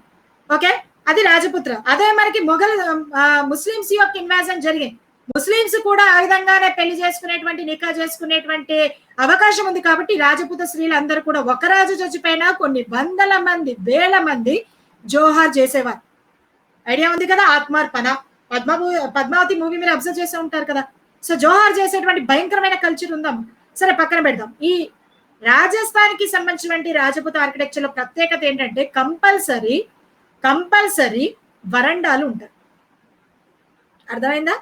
వరండా, ఆ వరండా ఇలాగైనా ఉండొచ్చు లేదా లీవ్ షేప్ లోనే ఉంటుంది. అంటే మన ఎంటర్టైన్మెంట్ కమ్మా, ఇక సినిమాలలో చూస్తూ ఉంటారు కదా, ఐడియా ఉండొచ్చు కదా. చక్కగా మన సార్ ఇక్కడ కూర్చుంటారు, అక్కడ రాణులు వచ్చేసి నాట్యాలు చేయడం, అలా ఇవన్నీ కూడా కామన్. వాళ్ళ యొక్క ఎంటర్టైన్మెంట్ కి, వాళ్ళ యొక్క ప్రైవసీకి ఖచ్చితంగా వరండా కల్చర్ అనేది మీకు ఎక్కడ కనిపిస్తుంది అంటే రాజపుత కల్చర్. అది వీళ్ళ యొక్క ప్రత్యేకత. అదే మనకి మొఘల్స్ కూడా కాపీ చేశారు. మొఘల్స్ దగ్గర కూడా పెద్ద పెద్ద వరండాలు ఉంటాయమ్మా. అది మీకు ఫతేపూర్ సిక్రీలో ఆ ఏరియా టోటల్ గా రాజస్థాన్ యొక్క కల్చర్ యొక్క ఇంపాక్ట్ 100% ఇండో ఇస్లామిక్ కనిపించేది మొఘల్ యొక్క ఆర్కిటెక్చర్. మొఘల్స్ యొక్క ఆర్కిటెక్చర్ లో మనం ముఖ్యంగా చూస్తాం. Okay, clear. సెషన్ ఎంజాయ్ చేద్దాం. మళ్ళీ తర్వాత మనకి తెలంగాణ ఆస్పిరెంట్స్ కి ఎవరైతే ఉందో మళ్ళీ ఒక ఫ్రీ క్లాస్ ఉంది 7 o'clock కి. తెలంగాణ చట్టాలు ఇంపార్టెంట్ అమ్మా. ఈ టాపిక్ చాలా మంది నేను చూస్తున్నాను, ఏదో గ్రూప్ 1 స్టాండర్డ్ ఏమో అనుకుంటారు, కానీ మినిమం అవేర్నెస్, ఒక ఐడియా ఉంటుంది. మీరు అక్కడ టాపిక్ చదువుతారు, గ్రూప్ 2 లో ఫ్యాక్చువల్ బేస్డ్ గా చదువుతా అసలు గుర్తుండవి. నేను ఎందుకంటే ఎంతో మందిని చూసాను, మీకు నేను ఆర్ట్ అండ్ కల్చర్ కి సంబంధించిన బిట్స్ కూడా పెడుతున్నాను, బిట్స్ కూడా పెడుతున్నారు. చాలా మంది మిస్టేక్స్ చేస్తున్నారు.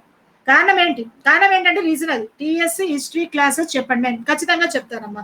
ఇక్కడ ఏపీ ఉంది, తెలంగాణ ఉంది, అన్ని కలుపుతూనే చెప్పాను కదా. నాది టోటల్ గా సిలబస్ కంప్లీట్ అవ్వడానికే 1 year పడుతుంది.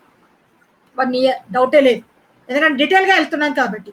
ఓకే, అందుకని నేను అంటున్నాను, న్యూ కమర్స్ ఎవరైనా రికార్డ్ వినే వాళ్ళు ఉంటే మాత్రం నో డౌట్ ఖచ్చితంగా 1 year సబ్స్క్రిప్షన్ తీసుకోండి. 1 year సబ్స్క్రిప్షన్ తీసుకొని మీకు యూజ్ అయ్యే అవకాశం ఉంది. Okay okay, clear. చాలా పీడిఎఫ్ ఉంది, వీలైతే చదువుకోండి. మళ్ళీ ఎప్పుడైనా చాలా గ్యాప్ వచ్చాక మళ్ళీ ఒకసారి దీనికి సంబంధించిన సెషన్ ఖచ్చితంగా పెడతాను. ఆర్ట్ అండ్ కల్చర్ ఎప్పుడో చాలా రోజులు పెట్టేసి, ఓకే, ఇవన్నీ యూట్యూబ్ సెషన్ లో పెట్టారమ్మా. ఎందుకంటే ఇండో ఇస్లామిక్ ఆర్కిటెక్చర్ అనేటువంటి కాన్సెప్ట్ ని ఇంతవరకు ఎవరు తెలుగులో యూట్యూబ్ కూడా తీయలేదు. ఎందుకంటే చాలా మందికి తెలియదు. ఎంతవరకు ఉన్న నార్మల్ గా ఉన్న ఒక బేసిక్ లెవెల్ గా ఉన్నటువంటి యూట్యూబ్స్ ఉన్నాయి, కానీ పెద్దగా నేను యూట్యూబ్స్ ని ఇష్టపడను. ఎందుకంటే అక్కడ ట్రోలింగ్స్ సంవాట్ అదంతా ఉంటుందని చెప్పేసి నేను పెద్దగా ఇష్టపడిన. అందులో గవర్నమెంట్ ఎంప్లాయీ కదా, పెద్దగా పబ్లిసిటీ వెళ్ళడం ఇష్టం లేక కూడా అలా కొంత తక్కువగా పెట్టాను. ఓకే, పీడిఎఫ్ గ్యాదరింగ్ కష్టపడతానమ్మా, దీనికోసం చాలా కష్టపడాల్సి వస్తుంది. ఓకే, సో అది ఇక్కడ అది మేజర్ ఏంటంటే ఇక్కడ మెటీరియల్ ఇంపార్టెంట్, ఎక్స్ప్లెనేషన్ ఇంపార్టెంట్. చదివాక మీకు మెటీరియల్ ఉందనుకోండి, అది ఎప్పటికీ గుర్తుంటుంది. మళ్ళీ మొత్తం 1 hour క్లాస్ వినవలసిన అవసరం ఉండదు, లేకపోతే మర్చిపోతాం, గుర్తుండదు. ఓకే, ఇవన్నీ ఖచ్చితంగా యూట్యూబ్ చేద్దాం. ఎందుకంటే మనం కూడా టకాఫోర్ గా ఒక సివిల్స్ వాళ్ళతో మన తెలుగు ఆస్పిరెంట్స్ కూడా వెళ్ళాలి. లేవని కాదు, ఇంగ్లీష్ లో కొల్లలుగా విపరీతంగా అవైలబిలిటీ ఉన్నాయి, కానీ మన వల్ల కాదు. అంత రేంజ్ లో వినాలంటే మన ఏపీఎస్సీ కానీ టీఎస్పీఎస్సీకి అవసరంలా రీజనల్ చదువుకోవాలి కదా. కాకపోతే ఎంత రిక్వైర్మెంట్ ఉందో అంత వింటే చాలు, సరిపోతుంది. ఓకే, సో ఇవంతా కూడా కొత్తగా ఇది ఎగ్జామినేషన్ కి సంబంధించిన బ్యాచ్ కూడా స్టార్ట్ అయినట్టుందమ్మా. నాకు పీడిఎఫ్స్ కి సంబంధించిన దీనికి వచ్చేది తెలుగు 10 సబ్స్క్రిప్షన్ కి సంబంధించిన రెఫరల్ కోడ్, ఇది కూడా యూజ్ చేసినా మీకు కంపల్సరీ డిస్కౌంట్ వచ్చే అవకాశం ఉంది. ఓకే, సో యూజ్ ఏదైనా మీరు నా రెఫరల్ కోడ్ ప్రవీణ పిఎస్సి అయినా యూజ్ చేయండి, లేదా మనకి అకాడమీకి సంబంధించిన తెలుగు 10 ఏదైతే ఉందో స్పెషల్లీ మనకి ఎగ్జామినేషన్స్ కోసం స్పెషల్ మాక్ టెస్ట్ల కోసం ఒక స్పెషల్ బ్యాచ్ పెడుతున్నారు. న్యూ కమర్స్ ఎవరైతే ఉన్నారో ఖచ్చితంగా దీనికి సంబంధించిన డీటెయిల్స్ చూసుకోండి. Okay, clear. ఓకేనా అమ్మా, చూడండి, ఖచ్చితంగా సీరియస్ గా చదవండి. ఇంత సిలబస్ గుర్తుపెట్టుకోవాలంటే మినిమం ఖచ్చితంగా మీరు వర్కౌట్ చేయాలి. అందుకని ఇప్పుడే నోటిఫికేషన్ గురించి ఎదురు చూడకండి, ముందు సిలబస్ కంప్లీట్ కానీ తర్వాత నోటిఫికేషన్ వచ్చాక రివిజన్ చేసుకోండి. Okay, clear. సరే, సెషన్ ఎండ్ చేస్తున్నాను. మీకు పీడిఎఫ్ లో చాలా ఉన్నాయి, చాలా క్లిప్పింగ్స్ నేను పెట్టాను, చాలా ఫొటోస్ పెట్టాను, చూసుకోండి. Okay, clear. సో అందులో కనుక మీరు చూసారనుకోండి, మీకు చాలా ఉన్నాయమ్మా. ఇక్కడ నేను చాలా కలెక్ట్ చేసి పెట్టాను, ఇవన్నీ కూడా చూసుకోండి. ఎక్కడెక్కడ ఏ టెంపుల్స్ ఎలా ఉన్నాయి, ప్యాలెసెస్ ఎలా ఉన్నాయి. సో ఇక్కడ చూడండి, మీకు అంతా కూడా స్లేవ్ డైనస్టీ యొక్క కాలంలో ఉన్నటువంటి అంశం మీరు ఇక్కడ అబ్జర్వ్ చేయండి. అబ్జర్వ్ చేస్తే ఇక్కడ మీకు మినార్ లో పైన కలశాలు కనిపించట్లేదు. అదే దక్కన్ ప్లాటర్స్ కి వచ్చేసరికి మీకు అక్కడ కలశం కంపల్సరీ ఉంటుంది. నమస్తే అండి. ఓకే, సో కలశాలు అనేటివి ఉంటాయి, అది ఇక్కడ మీకు చాలా క్లియర్ గా ఉన్నాయి. సయ్యద్ డైనస్టీకి సంబంధించిన ఆర్కిటెక్చర్ పరంగా తీసుకుంటే, సో ఇది మనకి మొజాయిక్ మోడల్. నేను చెప్పాను చూడండి, పిట్రదుర అంటే ఇది మొజాయిక్. చిన్న చిన్న ఫ్లేమ్స్ తీసుకోండి, మొత్తం ప్యాలెస్ అంతా అమ్మా. అసలు ఎంత కష్టపడితే అలాంటి ఇదంతా కూడా ఏదమ్మా మనకి అట్రిబ్యూల్స్ అట్రిబ్యూల్ అని చెప్పేసి చెప్పాను చూడ, ఇది మనకి ఇదంతా కూడా ఏది మనకి క్యాలిగ్రఫీకి సంబంధించిన ఆర్కిటెక్చర్. సో ఇవంతా కూడా ఇక్కడికి వచ్చేసరికి ఆ తర్వాత మీకు మినార్స్ వచ్చాయి. అబ్జర్వ్ చేశారా? ఆ తర్వాత మనం మినార్స్ చూస్తున్నాం. ఇవి మనకి మినార్స్. ఈ మినార్స్ అంతా కూడా మనకి కనిపిస్తున్నాయి.